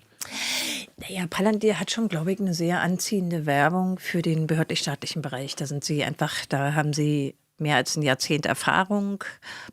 Ja, da machen sie schon. Also heute haben die Werbevideos, die sind AI-Slop, da verbraten die echt ganz viele Token. Und dann ist das sehr, sehr so Videospielartig, so like First-Person-Shooter. So. Also ich finde es völlig affig, weil man natürlich sehr deutlich sieht, dass das generiert ist. Aber also am Ende, es hat oft eine sehr militärische Anmutung. Selbst die jetzt zum Beispiel das Produkt, was die deutschen Polizeien gekauft haben, wie Gotham, auch das wird sehr militärisch beworben. So. Also es ist ein bisschen, ja. Das kommt offenbar bei den Entscheidungsträgern an. Die sind ja nun Vertragspartner von Palantir in Deutschland auch. Also keine Ahnung. Das scheint zu wirken. Auf mich wirkt es eher ein bisschen abstoßend. Auch manchmal ein bisschen, für mich wirkt es nicht realitätsnah. Wenn ich ein Softwareprodukt kaufen möchte, dann möchte ich ja trotzdem vor allen Dingen erstmal wissen, ist es gut? Erfüllt es, was das machen soll und nicht so eine komischen Werbefilme. Die haben aber auch 1,5 Stunden YouTube-Videos oder so, wo sie denn was erklären. Die sind sehr einschläfernd. Kannst du, wenn du nicht schlafen kannst, hol dir 10 Minuten, schläfst du sicher weg. Jetzt hatten wir in der letzten Folge auch schon Gotham. Da war, glaube ich, ein Vortrag auf dem Chaos Computer Congress. Gotham ist die Software von Palantir, die in jetzt mein Stand NRW, Bayern, Hessen und Baden-Württemberg eingesetzt Exakt. wird. Gibt es noch mehr Bundesländer? Oder Nee, könnten es da welche gibt keine hinzukommen? Bundesländer, die noch außerdem Vertragspartner sind. Okay. Aber wir wissen natürlich über den Geheimdienstbereich, also das ist geheim. Das wissen wir nicht. Okay. Aber wir wissen, diese 4 Bundesländer benutzen Gotham. Ja, und wir wissen ein bisschen mehr. Es gibt auch so europäische Recherchen über den Einsatz von Palantir in Behörden. Wir können mit hoher Sicherheit sagen, dass andere deutsche Behörden kein Palantir-Vertragspartner sind. Sind diese 4 Bundesländer sicherer als die anderen 12 Bundesländer in Deutschland? Nee. Das ist für mich jetzt die entscheidende Frage. Nee, natürlich nicht. Also 2 Sachen würde ich dazu anmerken. Das ist ja jeweils immer Gefahrenabwehrrecht. Und die meisten Leute, die jetzt mit den Juristen nicht so viel zu tun haben, kennen den Unterschied nicht. Die Leute denken an Ermittlungen und an Straftaten, aber in Wahrheit ist das eine Software weit im Vorfeld von Straftaten. Man will da quasi Gefährder ausfindig machen, genau. Ich habe gestern mir noch zur Vorbereitung, weil mir langweilig war, und ich wollte einfach mal ein bisschen rausgehen, ich habe mir Minority Report nochmal angeguckt mit Tom Ach Cruise echt? damals. Den gesamten Film? Ja, von Spielberg. Und so ein paar, ich meine, da ging es um Pre-Crime und das irgendwelche Die sind ja auch paranormal. Die können ja Dinge, die Software nicht kann. vorhersehen. Aber im Prinzip, wenn du dir denkst, okay, das sind jetzt einfach Rechenzentren statt diesen Menschen, die da im Bad. Dann sitzt du der Werbung auf. Sorry. Ja, aber dieses, es ging ja quasi um Pre-Crime, ne, das quasi anhand von. Nee, also die sind nicht predictive. Das ist in Deutschland auch gar nicht erlaubt. Das waren Das Gotham-Ding jetzt. Gotham hat diese Elemente, aber die sind in Deutschland nicht Teil des Vertrages. Ach so. Absichtlich nicht. Die wollten das nicht. Vielleicht wollten sie das auch nicht bezahlen, weiß ich nicht. Also es gibt hier nicht eine Form von Vorhersage oder Vorhersagelogik. Die bietet Palantir an, aber für die Polizeidaten ist das nicht gekauft worden. Was kann dann dieser? Na, im Software. Wesentlichen machen die zwei Sachen, die die Polizei sehr nutzbringend findet. Die holen die ganzen heterogenen Daten zusammen, bereiten die auf und machen sie durchsuchbar. Und im zweiten Schritt kann man dann Analysen durchführen. Was für Daten, wessen Daten? Oh, alles Mögliche. Es sind, oh je, Fallbearbeitungssysteme, Vorgangssysteme, Kriminalakten, das sind Austauschdatenbanken, das sind die großen, natürlich die Terrordatenbanken, aber es sind auch Daten aus Asservaten. Die meisten Bundesländer erlauben auch so was wie den Import von externen Daten aus dem Internet und so weiter. Es ist alles Mögliche.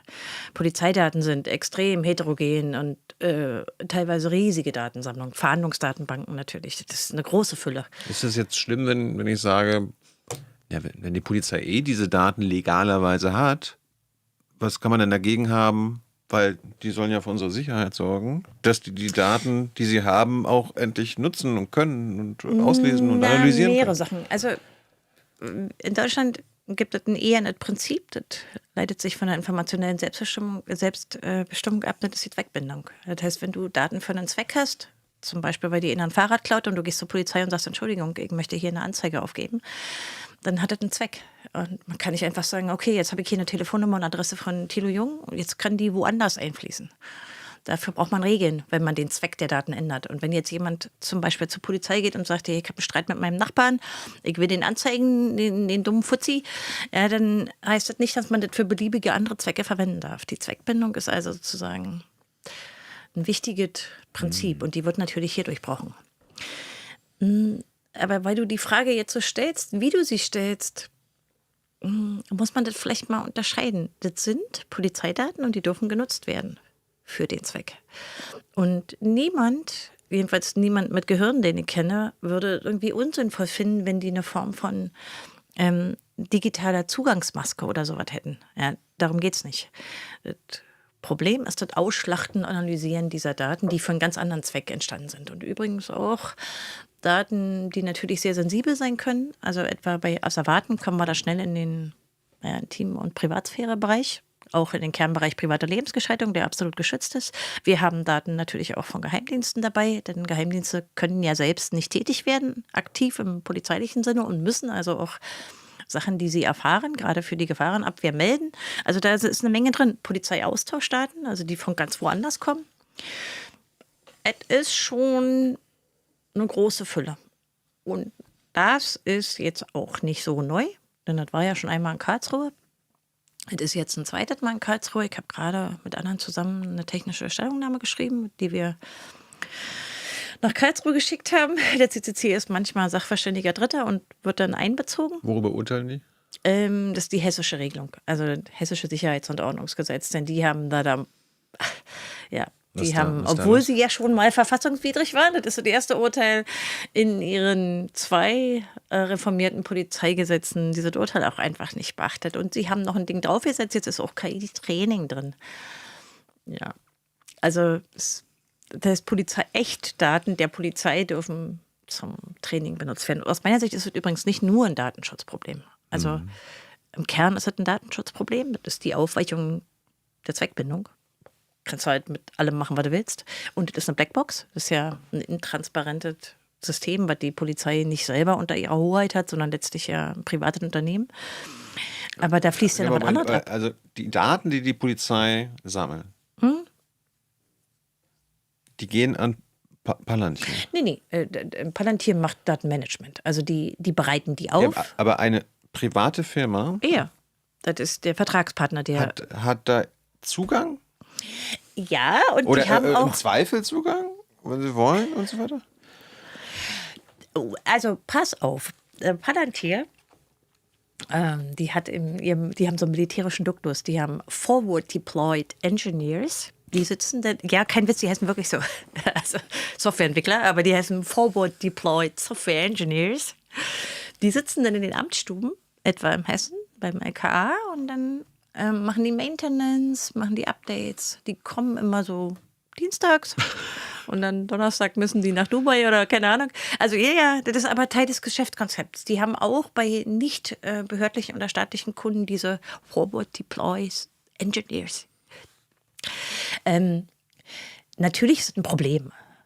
Also das ist aus mehrerer, also wenn du jetzt zum Beispiel die Juristen fragst, ist es auch ein juristisches Problem, denn Palantir unterliegt der US-Gesetzgebung. Da gibt es 2 US-Gesetze, die ein Problem sind. Der Cloud Act, aber auch der Foreign Intelligence Surveillance Act, nach denen möglicherweise diese US-Konzerne verpflichtet werden, Daten rauszugeben. Aber die eigentlichen Verträge in Deutschland sind mit einer Tochter von Palantir, also einer deutschen Tochter. Okay. Die haben für, Die heißen Palantir jede Deutschland, oder? Kritik haben die auch eine Antwort. Okay. Die schreiben auch immer lange Blogbeiträge. Muss mal blog.palantir.com, ist auch deutsch Die übrigens. schreiben ja sogar Manifeste jetzt auf Twitter. Oh mein Gott, die 22 Thesen from hell. Ey. Was war das? Why? Warum? Warum glaubt diese Tech-Unternehmen, es muss irgendwie dieses Manifest raushauen zu Bereichen, wo sie nichts mit zu tun haben? Warum glauben die, sich positionieren zu müssen? Es gibt ja auch nicht mal einen Grund dafür. Ich frage mich manchmal, ob das so comicartige, so ein Villain, weißt du? Dann sieht er auch noch so aus. Also ich habe keine Ahnung. Alle haben sich gefragt, wie kommen die jetzt zu diesen 22 Thesen? Warum? Ich meine, die Presse war ja, also bis auf das Magerlager natürlich auch, Erklär mal kurz für die es nicht gelesen haben, was stand da so drin? Na, das sind halt, letztlich sind es politische Statements, die aus den unterschiedlichsten Bereichen eigentlich. In Deutschland wurde sehr viel darüber berichtet, dass man ja eben so einen Bezug zur Geschichte der Bundesrepublik im Nachgang des Krieges gezogen hat. Aber die Thesen sind auch nicht irgendwie sortiert, finde ich, also dass man jetzt bestimmte Bereiche oder eine Struktur erkennen würde. Ich erinnere mich, ich habe sogar eine Bundespressekonferenz gefragt. Also unter anderem waren sie ja dagegen, dass die Japan und Deutschland nach dem Zweiten Weltkrieg, also wieder... Warum äußert sich dieser Konzern dazu? Why? Ich weiß es nicht. Aber man muss es natürlich im Kontext von so einer Kommunikationsstrategie sehen, die sich deutlich zeigt im letzten Jahr. Also weniger Peter Thiel, der ja einer der Mitgründer ist, sondern eben der aktuelle Chef, CEO. Alex Karp hat sich sehr fundiert in einem Buch geäußert. Das hat er rausgebracht mit einem Co-Autor zusammen, aber vor allen Dingen auch in Interviews geäußert. Also der macht die Öffentlichkeitsarbeit und hat sich also auch gerade so in der zweiten Amtszeit total patriotisch. Also es ist, ja. Aber Deutschland patriotisch, oder? Das sind ja beides Deutsche, oder? Nee, Peter Karp Thiel ist ist- kein Deutscher, spricht aber fließend Deutsch, weil er hier studiert hat in Frankfurt. Aber Hat er sich nicht auch als Deutsch? der spricht sehr gut Deutsch. Aber Den ist, könnte ich hier auf Deutsch interviewen. ja. Oh ja, der wohnt doch in der Schweiz. Alex? Ja. Der muss mal einladen. Wenn er kommt. Also würde ich machen. Ja, naja, ist ein Multimilliardär, die Chancen sind. Also er ist auch ein bisschen picky, was Kritik angeht. Es gibt ja diese Dokumentation, die filmische von Klaus Stern. Also er hat seinen Freund von Springer, denn er war ja auch mal im Aufsichtsrat von Springer, hat gerade ein Interview gegeben und sich beschwert, dass die Deutschen irgendwie so undankbar seien. Ja, ist aber eine ganz merkwürdige Kommunikationsstrategie, also weil Palantir teilweise auch Journalisten verfolgt und auch NGOs, also im Sinne von anwaltlich. Es gibt in der Schweiz den Fall. Ja, genau. Also das Magazin Die Republik, aber sie haben sich jetzt auch eingeschossen auf die Electronic Frontier Foundation in den USA. Schreiben sie, wie gesagt, lange Pamphlete. Aber Peter Thiel ist... Mitgründer. Nee, aber der ist deutscher Staatsbürger. Also, Der ist Deutscher, ja, aber Alex Karp nicht, das ist ein Ami. Okay. Der hat halt nur hier studiert, ich glaube, der hat ein gutes Verständnis über Deutschland. Also ich meine, der war lange hier. Und wenn man die Sprache spricht, ist, glaube ich, nochmal anders als der. Okay. Ja, also die beiden, die wirken auf eine seltsame Weise bizarr. Man kann sich eine Menge Gespräche ansehen, sowohl mit Thiel, aber in jüngerer Zeit eben auch mit Karp. Die sind eigentlich gar nicht so wirr. Der antwortet halt nie auf Fragen, sondern sagt immer irgendwas. Aber er hat vor allen Dingen diese Management-Berichte, die der immer als Chef abgeben muss für für die Shareholder. Und die sind teilweise wirklich, also die sind also jedenfalls nicht, was ich von einem typischen Unternehmensführer erwarten würde. Ich meine, Thiel ist jetzt schon eine ganze Weile auch in der Öffentlichkeit bekannt. Ich habe Karp, also der geht mir seit dieser Szene nicht mehr aus dem Kopf. Auch habe ich auch in irgendeiner Doku gesehen, ich glaube auf der New York Times Panel und so weiter, wo er gesagt hat, er denkt nicht in Gewinnen oder Verlieren, er denkt in Herrschaft. Ja. Was meinen die damit? Ja, die geben sich keine Mühe, diese Machtgelüste zu verschleiern.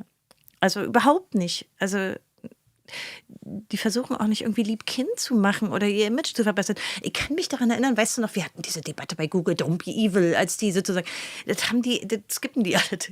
Ja, der sagt ja quasi be evil, ne? Ja. Herrschen. Also sie sagen auch, dass die US-Interessen vorgehen, Ja. was natürlich ein Problem ist für die außeramerikanischen Kunden. Ja, also das ist eine seltsame Aussage. Aber sie haben auch diesen Shop. Hast du jemals in den Shop? Die haben so ein, ja, die haben ein Palantir. Du hast noch keinen Palantir-Stetson? Gibt es da einen Schal, so wie von den Katholiken? Ey, also, ne, das ist so ein, die Hab vermarkten... bloß keinen Mut. Steh bloß nicht auf. Also, ich will es jetzt auch nicht irgendwie ins Lächerliche ziehen, denn die Probleme, die sich mit Palantir verbinden, die sind, da ist der Konzern eigentlich an zweiter Stelle zu nennen, weil man viele von den Problemen natürlich auch hätte, wenn das ein anderer kommerzieller Anbieter ist, ja. Weil letztlich können die betroffenen 4 Polizeien blockieren. Ja. Die Fähigkeiten dieser Polizeien in Bezug auf die Gefahrenabwehr in technologischer Hinsicht hängt an diesem Konzern. Und wenn die keinen Bock mehr haben oder Trump in seinen Handelskrieg gegen Europa plötzlich so was mit einbezieht, dann sehen die deutschen Polizeien schlimm aus. Und in den einzelnen Bundesländern sagen die verantwortlichen Polizisten auch, dass sie sich auf dieses Produkt verlassen, dass sie keine Alternative sehen. Sie benutzen es Polizei alltäglich. Wir haben so weit wie 15.000 Zugriffe im Jahr in Hessen alleine. Also haben journalistische Recherchen gezeigt. Also die sind davon abhängig und das muss man natürlich unterbinden. Aber dazu gehört, dass man einen Teil dieser automatisierten Datenanalyse gar nicht mehr zulassen sollte. Das ist einfach dystopische Grütze. Aber wenn du sagst 15.000 Mal benutzt jetzt in einem Jahr, Na, das ist so ungefähr 55 Mal jeden Werktag. wofür? Naja, wir wissen relativ wenig darüber praktisch, weil die Landesdatenschutzbeauftragten gar nicht oder selten prüfen.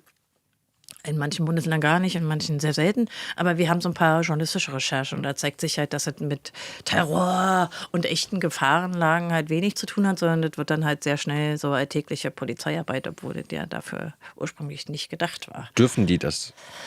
Also so alltägliche Sachen. Das ist keine schweren Straftaten. Nee, also sie dürfen es halt eigentlich zur Gefahrenabwehr benutzen. Und das Gericht in Karlsruhe hat natürlich die Grenzen auch ein bisschen höher gesetzt und hat sozusagen den Gefahrenbegriff nochmal eingeschränkt und auch so ein bisschen, welche Polizisten wann drauf zugreifen können. Aber das heißt ja nicht immer nach einem Urteil in Karlsruhe, dass das sofort angepasst wird. Ja. In NRW haben wir zum Beispiel auch eine Ausweitung gesehen und auch in Hessen. Also die haben nach dem Urteil diese Gesetze ausgeweitet und wir haben ganz neue Bundesländer, die jetzt auch angefangen haben oder schon beschlossen haben, so eine automatisierte Datenanalyse einzuführen. Also nach dem Urteil ist eigentlich eine richtige Rallye losgegangen, dass das in sehr viele Polizeigesetze eingeflossen ist. Das kommt jetzt demnächst in Thüringen. Da ist es noch im parlamentarischen Prozess. Das ist schon beschlossen in Sachsen-Anhalt. Aus meiner Sicht verfassungswidrigerweise. Die lesen nicht mal mehr das Urteil. Das kommt in Sachsen. Berlin hat es bereits beschlossen. Ja, also es gibt. Wieso kommt Palantir in Berlin? Ja, da hat kaum jemand drüber gesprochen. Das liegt aber auch ein bisschen daran, dass die Polizeigesetze oft eine Melange an Vorschlägen haben. Die haben dann Taser drin und Drohnenabwehr, häusliche Gewalt, Fußfesseln. Ja. Und dann haben sie jetzt immer noch KI-Verhaltensscanner drin, biometrische Fernidentifikation. Die haben eine Menge Sachen und da fällt oft dieser echt schwerwiegende Grundrechtseingriff der automatisierten Datenanalyse dann irgendwie unter ferner Liefen. Und der ist auch nicht so griffig.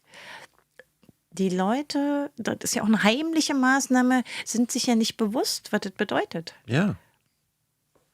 Und außerdem ist es ein Teilproblem von vielen. Dann sind immer noch Trojaner drin und was nicht alles. Also es sind oft sehr komplexe Entwürfe, aber in den Anhörungen waren die Sachverständigen oft sehr, sehr deutlich. Dass die Menschen das Problem offenbar jetzt breitflächig nicht erkennen, ist das einfach ein Kommunikationsproblem der Politik, dass wir als Journalisten zu wenig Aufklärung machen, dass der Computerclub so leise ist, Chaos Computerclub so leise ist, die Leute sich dafür nicht interessieren. Ja, das ist, Ist es glaube ich, aber zu eine Mischung kompliziert? aus allem, oder? Also ich beobachte gerade in Sachsen-Anhalt ist die Debatte jetzt ein bisschen anders. Da ist im September Wahlen und es sieht nach den Umfragen so aus, als wenn die AfD dort wirklich irgendwie eine Machtoption haben könnte, dann plötzlich ändert sich diese Debatte. Aber du siehst natürlich auch Änderungen im Lokaljournalismus, ja. Die 3 Bundesländer, die ich jetzt genannt habe, also Thüringen, Sachsen-Anhalt und Sachsen, das ist ja eigentlich dann auch nur noch eine öffentlich-rechtliche Rundfunkanstalt und eine halbe Stelle. Es gibt halt wenige, die darüber berichten. Und Tech-Journalismus im Eigentlichen ist auch nicht so häufig. Ja. Es ist eigentlich eine Mischung aus allem. Es ist aber auch so, dass die Opposition in diesen Landtagen oft ziemlich schwachbrüstig ist. Und die haben auch Mühe, ein Thema aufzubringen, zumal diese Landespolizeigesetze eben oft sehr viel verschiedene Maßnahmen. In Baden-Württemberg ist es ein bisschen anders. Ne? Da war ja eine Wahl und da war ein bisschen größer. War schon Baden-Württemberg, dieses Land. Ja. Ja. Das ist ja auch interessant. NRW, Baden-Württemberg, das sind die Grünen mit an der Regierung. Tun jetzt aber im Bundestag immer so, wir sind gegen Palantir. Oder? Ich denke, eine Mehrheit ist dafür. Das nicht einzuführen, meine ich, also ist kritisch zur automatisierten Datenanalyse. Aber da, wo sie tatsächlich an der Macht sind, führen sie es ein. Naja, in Baden-Württemberg Oder sagen müssen die Grünen diese immer, mit Bauchschmerzen Kompromisse machen? Ja, und sie haben ja schließlich, das hat ja unter dem alten Innenminister Strobel sozusagen die Polizeiverwaltung selber gemacht, vor der Rechtsgrundlage und so. Aber letztlich, jetzt ist die Wahl vorbei und im Koalitionsvertrag steht dann nur so windelweich, bis 2030 machen wir das mal noch. Und vor allem mit Palantir. Die haben nicht mal einen alternativen Anbieter oder so. Da ist NRW weiter, denn die schreiben jetzt aus. Wir kommen gleich mal zu diesem Alternativkram. Das stört mich ja als politischer Journalist. Aber ganz kurz, wegen den Deutschen, ich meine, deutsche Geschichte, wir haben Gestapo, wir haben Stasi und so weiter. Da würde mir naiverweise meinen, gerade wir Deutschen sollten uns noch mal ganz genau angucken, was unsere Polizeien so alles können, was sie nicht tun und wir hatten können auch sollen. In der Bundesrepublik eine Debatte über Rasterfahndung und über Massenüberwachung. Gell? Natürlich enttäuscht mich, dass so eine technischen Verfahren so wenig debattiert werden. Aber das ist natürlich auch, ich habe so den Eindruck, diese Multikrisenzeit führt dazu, dass es für wenige Themen noch so Aufmerksamkeit gibt. Bei der Vorratsansprechung ist es so ähnlich.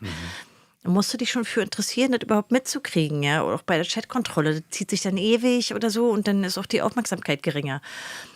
Und dann ist es ja noch der Begriff, automatisierte Datenanalyse kann man schon gar nicht aussprechen. Und was heißt das eigentlich? Hört sich ja irgendwie. Insofern ist eigentlich ein Vorteil, dass wir da Palantir haben. Das ist wenigstens ein griffiger Begriff und alle finden die wirklich nicht positiv so. Das ist eigentlich hilfreich. Aber wenn man denen jetzt genau zuhört, also selbst Cem Özdemir und also so, was die im Prinzip sagen, ja, Palantir, schon, aber wir brauchen einfach nur eine europäische Alternative, die das kann, was Palantir kann. Ja, das ist natürlich falsch. Und das ist doch das Problem, oder? Ja, na klar. Das ist auf jeden Fall auch ein Problem.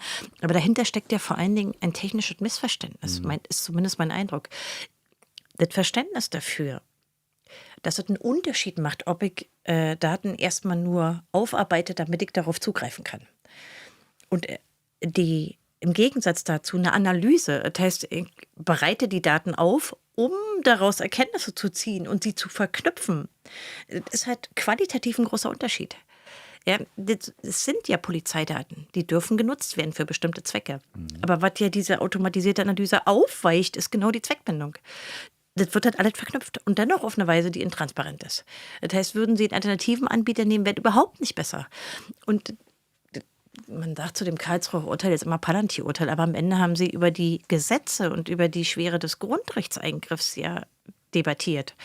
Palantir war da nicht geladen.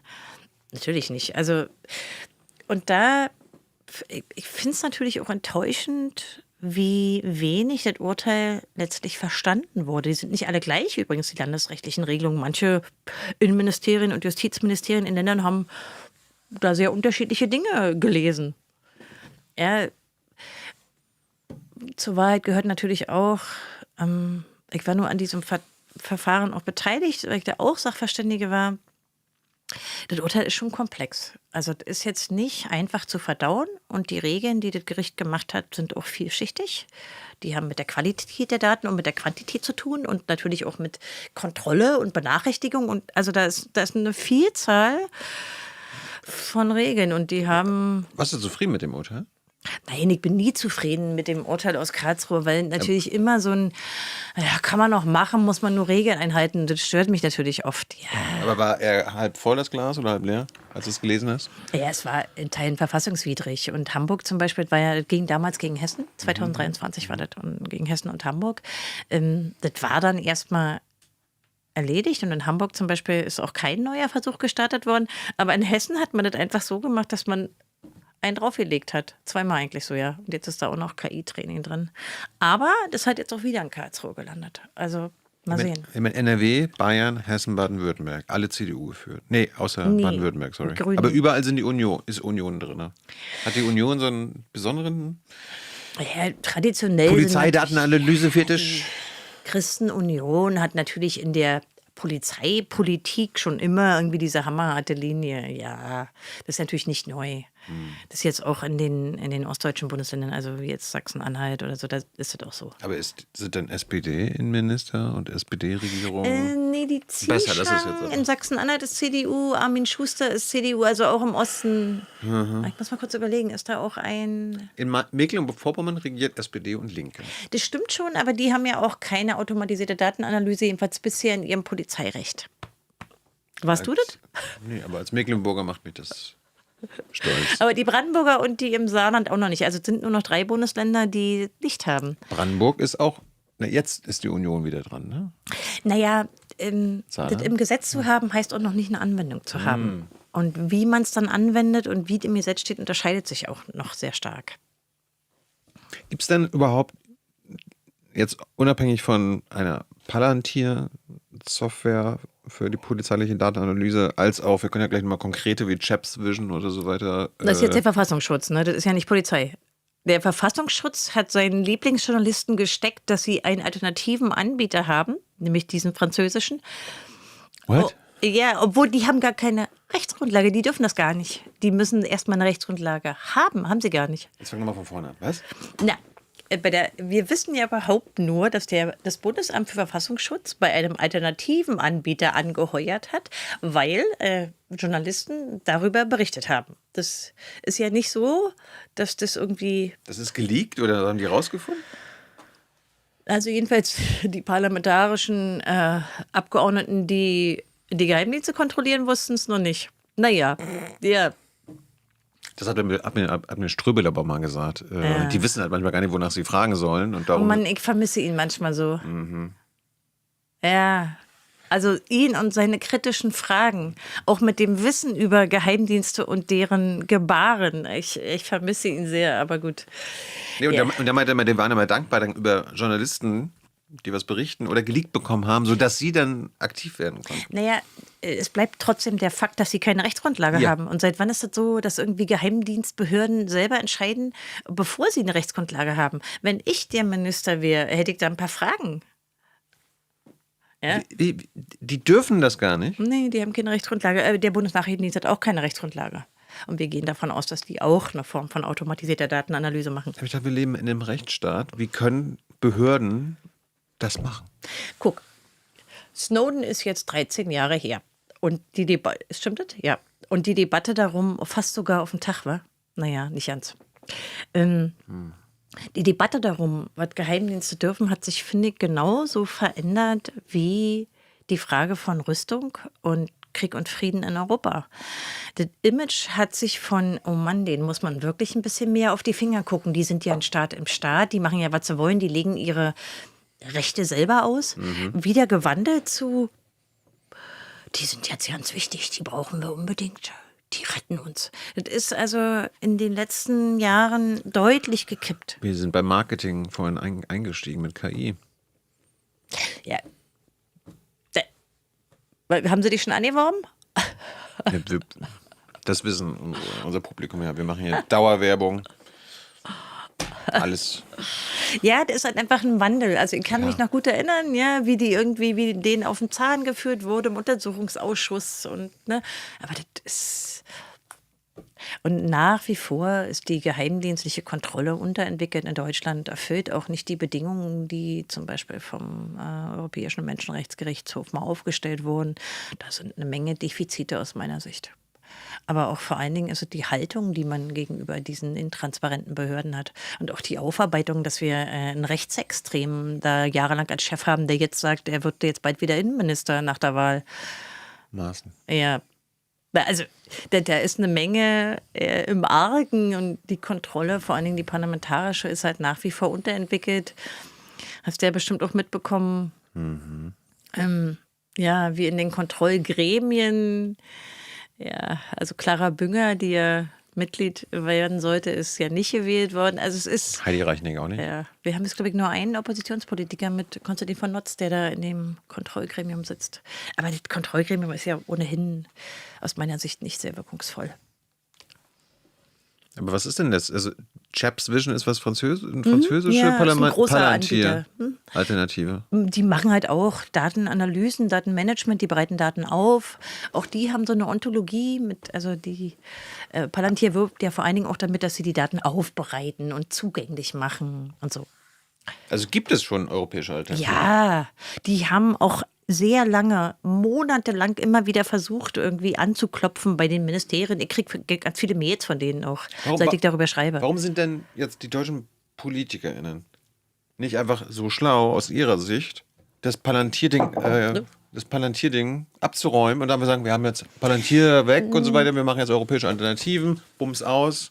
Weil das praktisch nicht so leicht ist. Das eine ist, das kannst du jetzt in NRW sehen, die müssen europäisch ausschreiben. Das ist natürlich aufwendig und zeitintensiv. Während ja in Deutschland ein von Bayern ausgehandelter Rahmenvertrag ist, in den die Polizeien einsteigen können. Und diejenigen, die Palantir schon benutzen, die sind natürlich ohnehin schon am Haken, denn diese Systeme sind nicht interoperabel und das dauert natürlich eine Zeit umzusteigen. Und Eigenentwicklung versuchen sie jetzt im Programm, das heißt P20, jetzt seit einem Jahrzehnt und kommt irgendwie nicht so richtig voran. Die hatten sich ja mal vorgenommen, dass sie das doch selber entwickeln.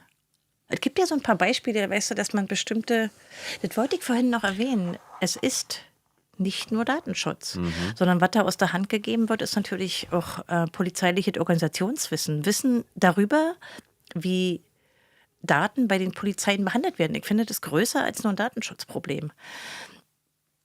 Ich würde mich in diese Abhängigkeit nicht begeben, wenn ich eine Behörde wäre. Aber hey, in Baden-Württemberg, da hat er jetzt der neue Innenminister, ich glaube, der ist 10 Tage oder so im Amt, der heißt Hagel, der mit den Rehaugen, weiß schon, von der CDU. Der Ministerpräsident werden wollte. Ja, ist er ja leider nicht geworden, aber er ist jetzt Innenminister, der den Strobel abgelöst. Der hat eine Fachaufsichtsbeschwerde an der Backe. Weil ob die Verwaltung das alles richtig gemacht hat, wer weiß. Ich finde das sehr unterhaltsam. Als Sparkassendirektor hat er angefangen, er ist jetzt Innenminister, ne? Ja. Guck mal hier, diese ganze KI-Software, über die wir vorhin geredet haben, die kann ja auch coden. Können wir nicht irgendwie quasi der KI sagen? Nee, die kann nicht coden. Was die kann, ist ein stochastischer Papagei. Ich hatte dir das schon mal erklärt. Was die kann, ist wollte dich jetzt mal Coden simulieren. Ja. Können wir einem Code-Simulator nicht sagen, guck mal hier, wir brauchen eine grundrechtskompatible Datenanalyse-Software, die sich an die Zweckbindung hält, an den Datenschutz hält, die der Polizei tatsächlich hilft, die aber auch für unsere Gesellschaft da ist. Code uns das mal. Und danach können wir danach so einen Mythos draufwerfen und die Sicherheitslücken finden lassen? Genau. Ja. Naja, Für die gute Sache. okay. Mach doch mal so ein Chaos Computer Sommercamp.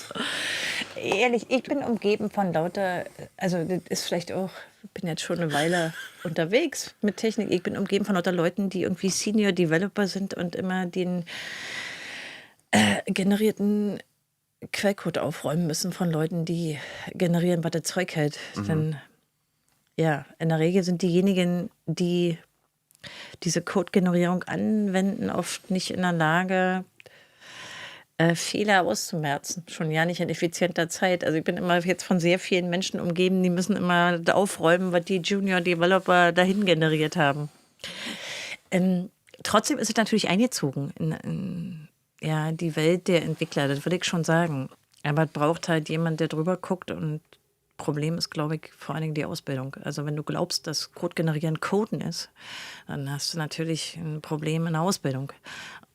Also, was ist eigentlich Softwareentwicklung? Softwareentwicklung ist Problemlösen. Du hast ein Problem, meistens in der realen Welt, mit Daten, und du willst es lösen. wenn du aber einen stochastischen Papagei hast, der keine Semantik kann, der weiß ja nicht, was ist. Das ist ja rein sozusagen Simulation. Naja, dann musst du natürlich das Wissen haben, darüber zu gucken. Was kommt da für Code raus? Also, ne? Und jetzt kommt ja noch Agentic, wie du sicherlich weißt. Also jetzt übergeben wir ja der KI auch noch Prozesse und Passwörter und so. Was ist eigentlich Vibe-Coding? Na, das ist ja der Begriff für generieren. Ach, das ist es. Ja, das ist der Begriff für. Also ich dachte aber, Nee, das wenn klingt Leute mal. wie ich, die keine Ahnung haben von Informatik oder so weiter. Nee, du könntest Vibe coden. Du kannst das machen. Kurs für dir halt Token, kostet ein bisschen Geld. Also du kannst. Ich beschreibe dann dem Sprachmodell, wie Na, es du kannst es aussehen vor allem in soll. natürlicher Sprache. Du kannst sagen, hey, ich will eine App. Also, nein, das ist ein paar mehr Schritte. Ja, also, ist nicht, dass ich nicht verstehen kann, warum Leute das benutzen, weil es eben oft auch so aussieht, als wenn es ein Shortcut ist. Du ersparst dir viel Arbeit. Das Problem ist, dass man den Quellcode, der da rauskommt, ziemlich schwer prüfen kann. A, ist das immer bloated. Das ist sehr, sehr, sehr viel Zeilencode. Das ist halt nicht gerade effizient. Und wenn das jemand durchsehen muss, dann muss er das natürlich auch verstehen. Und üblicherweise hast du hast ja auch den Wunsch, dass es ein sicheres Produkt ist, möglichst keine Sicherheitslücken. Ja, wer soll das machen? Also, und das macht natürlich auch Fehler, aber das machen natürlich Menschen auch. Es ist halt genau so ein Hype, ja, wie alles andere. Also ich mache mir eigentlich eher Sorgen um die jungen Informatiker und so Fachinformatiker, die nicht mehr coden lernen, weil die glauben, dass Generieren dasselbe ist wie Programmieren. Damit wollte ich jetzt nämlich schließen. Du bist Informatikerin, du hast das alles gelernt. Ich war auch kein guter Programmierer. Sonst, hätte das nicht beruflich, ich war nicht schnell genug. Also beim Programmieren brauchst du ja auch Übung, das ist ein Handwerk am Ende. Und muss dir auch Freude machen. Und gute Programmierer haben A, Erfahrung und auch Freude am Programmieren. Und nicht am Vibe-Coding aufräumen. Oh Gott, jetzt werde ich bestimmt von den ganzen AI-Lovern irgendwie voll geschwafelt, die jetzt nicht verstehen können, warum ich der KI kritisch gegenüberstehe. Ich glaube, das haben sich die Leute wahrscheinlich schon denken können. Nutzt du denn KI, Thilo? Na? Also außer in der schon beschriebenen Weise, was ich ja auch tue. Nur bei Sachen, wo ich mich auskenne und selber dann schnell die Fehler überprüfen kann. Was aber so Pückelarbeit ist, also keine Ahnung, hier 2000 Protokolle nachgucken und so weiter. Wir haben so ein Spiel, wo wir mit einem Chatbot in möglichst kurzer Zeit versuchen rauszufinden, wann der erste komplette, unsinnige Müll rauskommt. Und ich bin oft bei 3 Fragen. Bin echt gut darin. So schnell? Ja. Wie macht man das? Gib mal Tipps. Wir Na, du nimmst warten die- nämlich auf Raya, die offenbar meine Nachrichten bekommt, dass sie kommen soll. Der Scheiß Trick KI ist- funktioniert hier nicht. Der Trick ist, eine Domäne zu nehmen, wo du dich auskennst. Das geht super schnell, dass du die größten tollen Chatbots zu großem Quatsch bringen kannst. Aber dann musst du dich halt daran auskennen. Aber hey, wenn du Google benutzt, wirst du bald nur noch AI, haben sie doch angekündigt. Ich hab mal eine Sache, die habe ich ganz früh gelernt bei diesem, da war ChatGPT ja quasi nur der heiße Scheiß. Ja. Dass man, egal was man mit dem mal so bespricht oder durchsucht, dass man immer wieder mal fragt, gib mir mal die konträre Haltung. Oder recherchiere das mal jetzt mal genau in die konträre Richtung. Und das hilft mir oft. Ich glaube auch, dass so wie die meisten Leute das benutzen, ist es tatsächlich eher so ein Ersatz für, wo sie vielleicht Suchmaschinen. früher in Wikipedia geguckt haben. Das Doofe ist halt nur, wenn du dich mit was gar nicht auskennst, kannst du halt schlecht beurteilen, wenn da mal wieder Quatsch rauskommt. Das ist halt ein Problem. Und die Wikipedia ist ja menschlich bereinigt. Also die Quatschquote ist gering. Und gab es das, was wir heutzutage unter diese Psychose, dass sich Leute in irgendwas hineinsteigern? Oder sich verlieben. Mhm.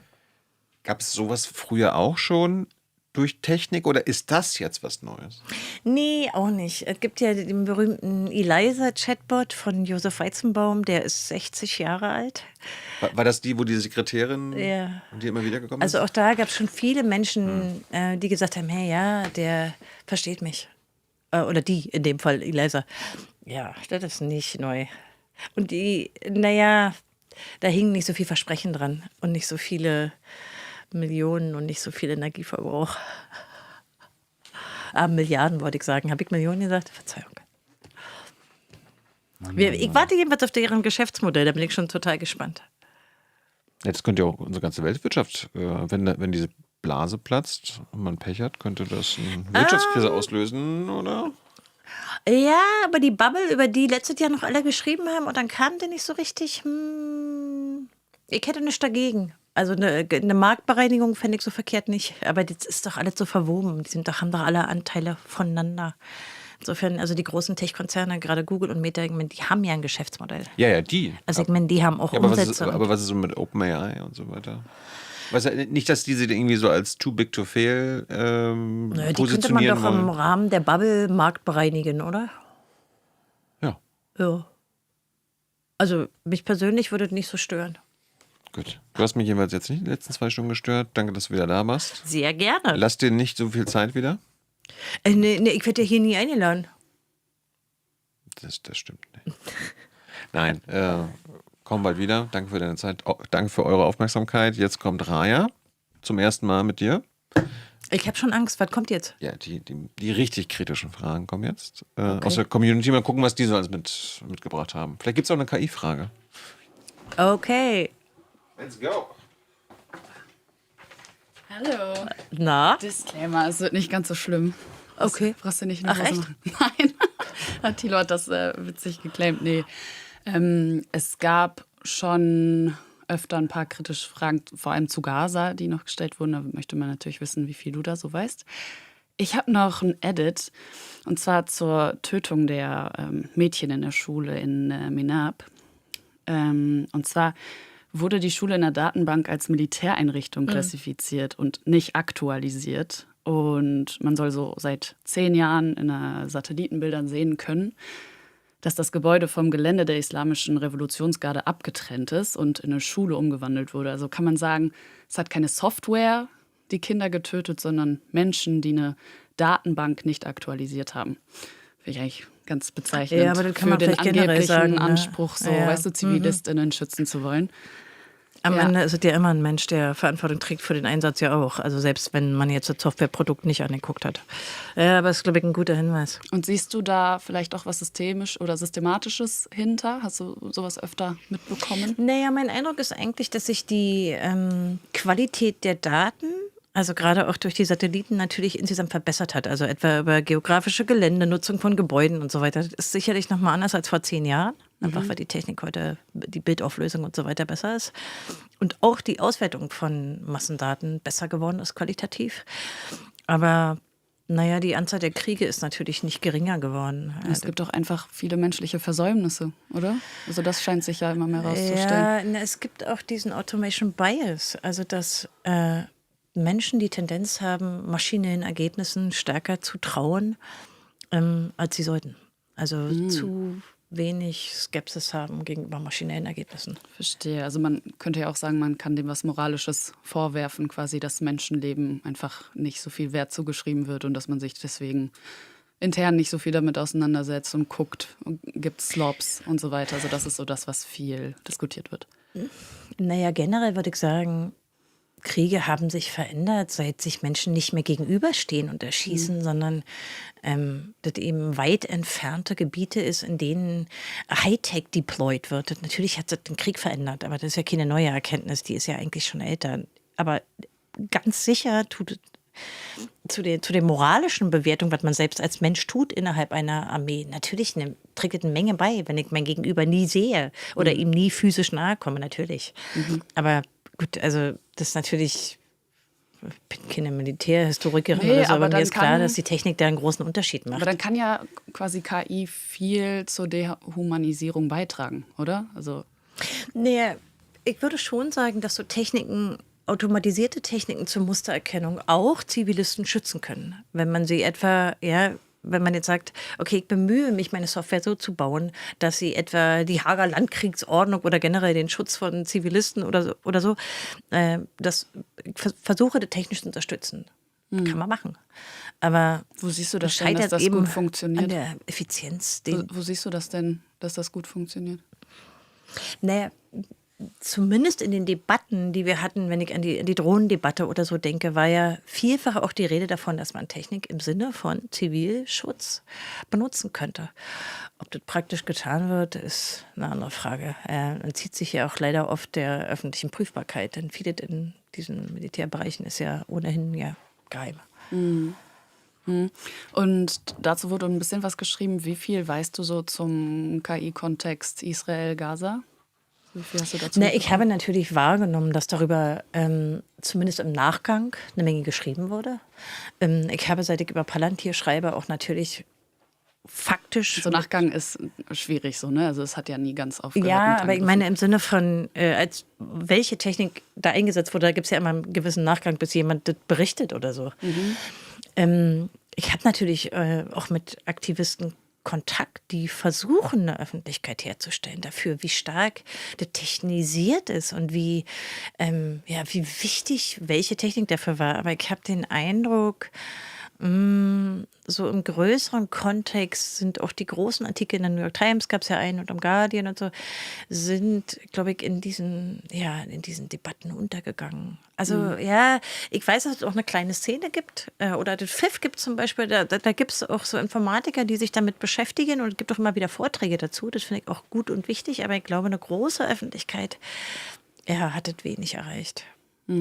Ja, aber gut, im ganzen Kontext von Aber wie erklärst du dir das? Also es ist doch ein super großes Thema.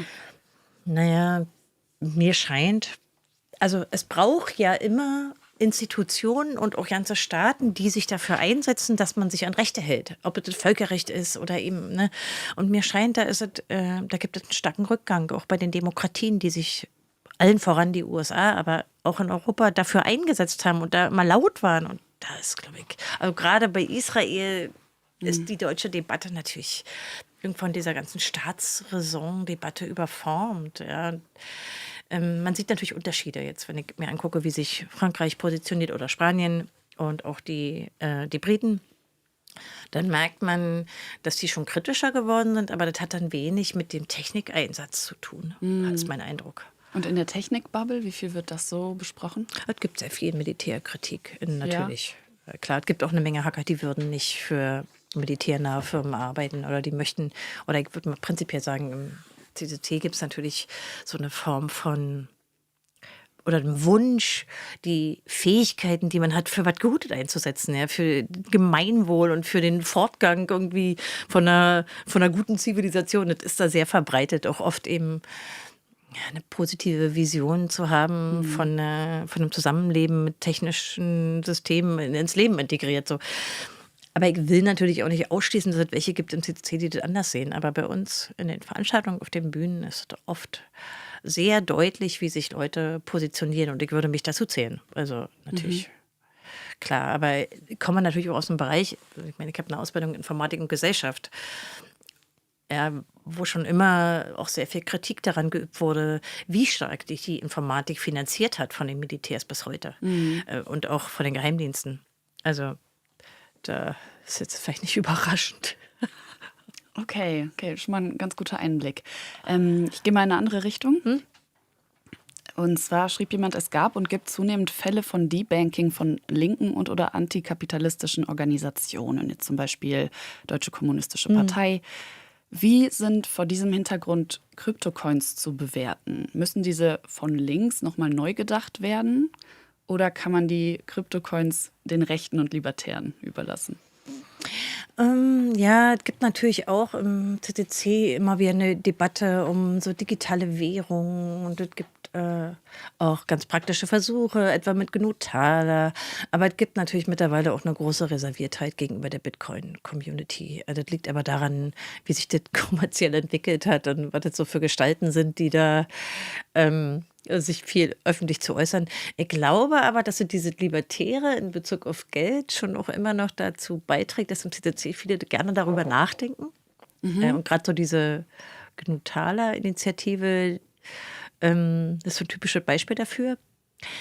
Generell würde ich aber sagen,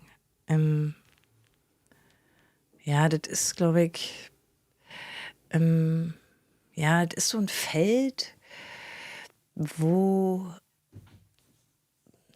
die tatsächlichen Bedingungen, wie man heute Geld transferiert und wie man sozusagen, welche Unternehmen dafür im Mittelpunkt stehen, hat halt wenig zu tun mit idealistischen Träumen, die man haben kann oder technischen Ideen, wie man es besser machen könnte.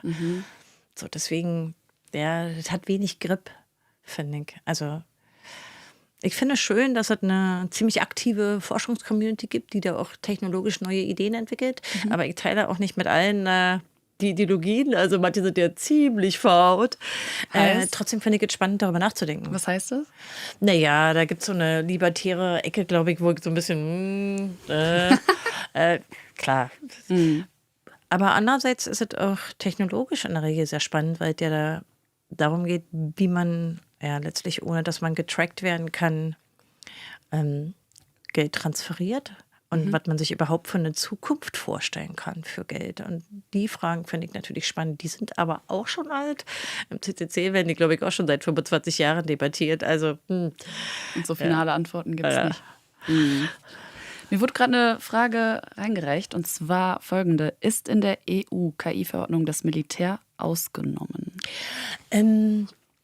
Also nee, nicht wirklich ausgenommen in diesem Sinne. Die EU-KI-Verordnung hat ja so einen risikobasierten Ansatz. Das heißt, die haben so eine Art, ich würde das fast sagen, wie so eine Hierarchie.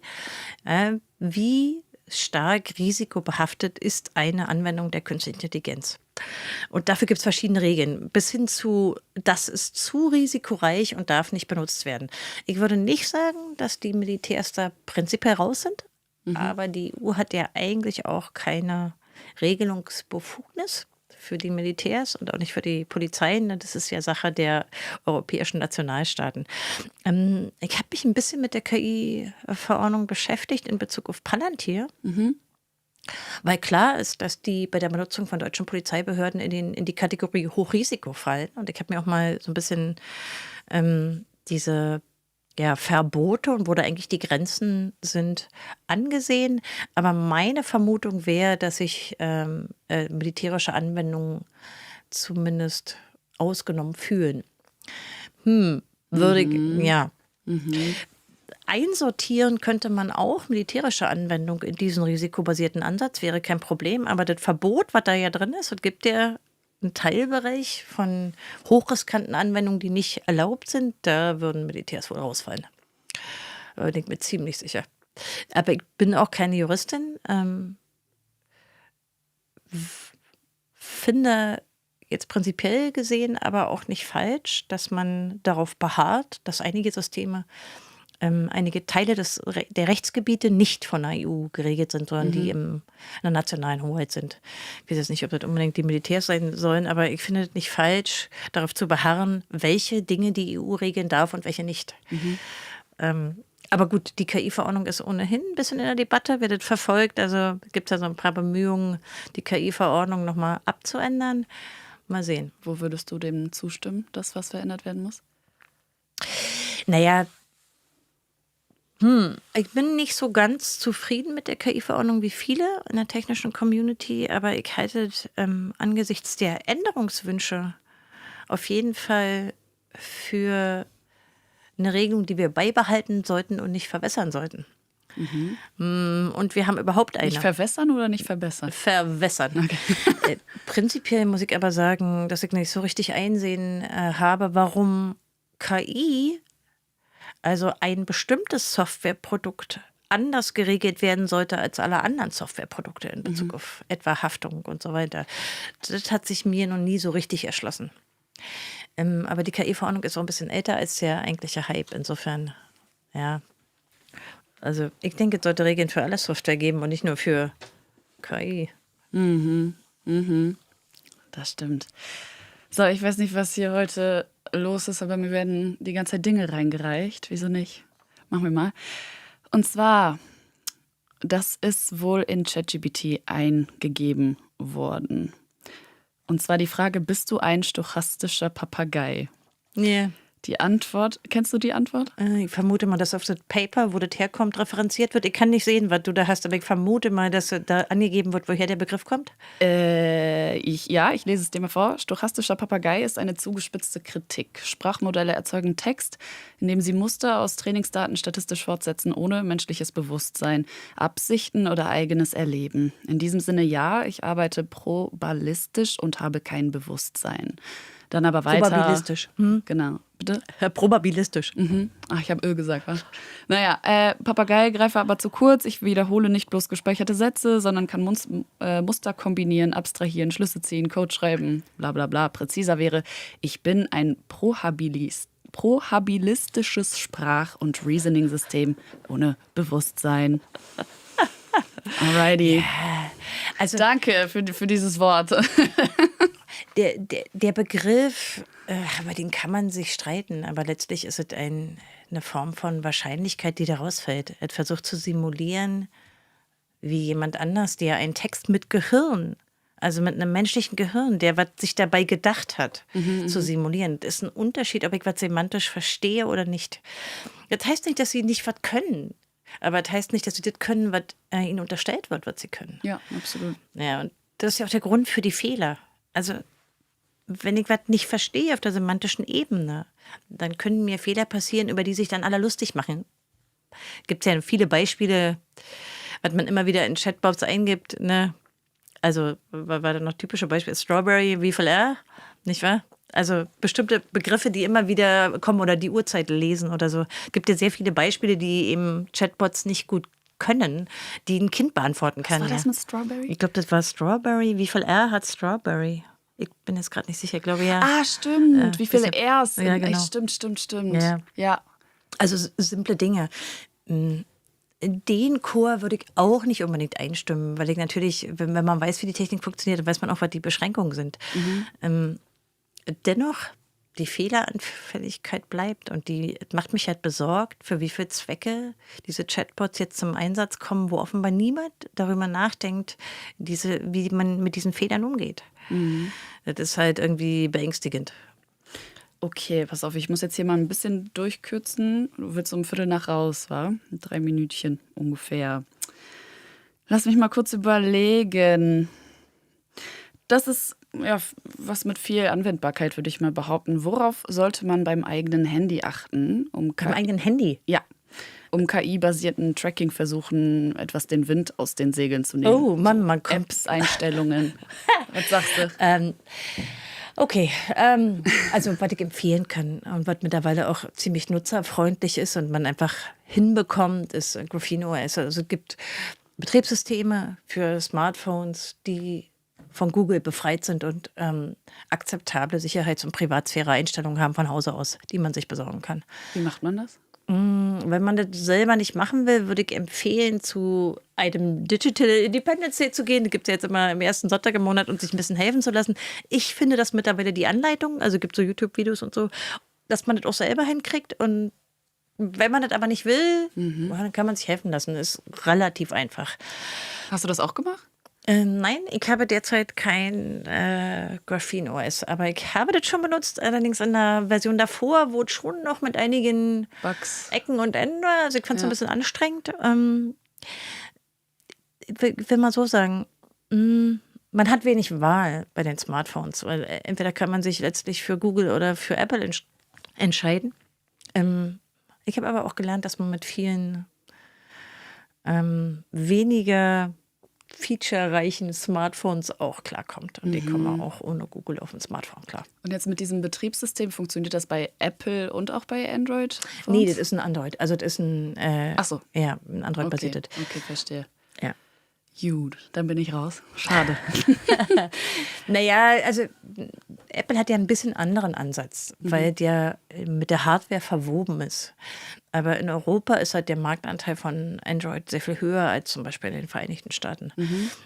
Ja, man muss halt eine Menge Geld dafür ausgeben, die manche Leute nicht haben. Und ja, deswegen kann ich durchaus Graphene OS empfehlen. Okay, es ist eigentlich Punktlandung hier, dass wir Viertel nach rausgehen. Ich hätte hier, guck mal, 1, 2, 3, 4, 5, 6 Fragen noch gehabt, die wirklich alle schon so sortiert waren, dass es nur die wichtigsten sind. Heißt, du musst nochmal wiederkommen. Ich komme total gerne wieder. Ich würde mich auch gerne mal mit Thilo streiten, aber ist ja immer nicht. Ja, schade, dass ihr euch so gut versteht. Wie blöd. Du, dann danke ich dir, dass du hier warst. Sehr gerne. Du bist immer willkommen. Und euch danke ich fürs Zugucken im Namen aller. Schön, dass ihr bis hierhin zugeschaut habt. Seid gerne beim nächsten Mal dabei. Bis bald und bye bye. Tschüss.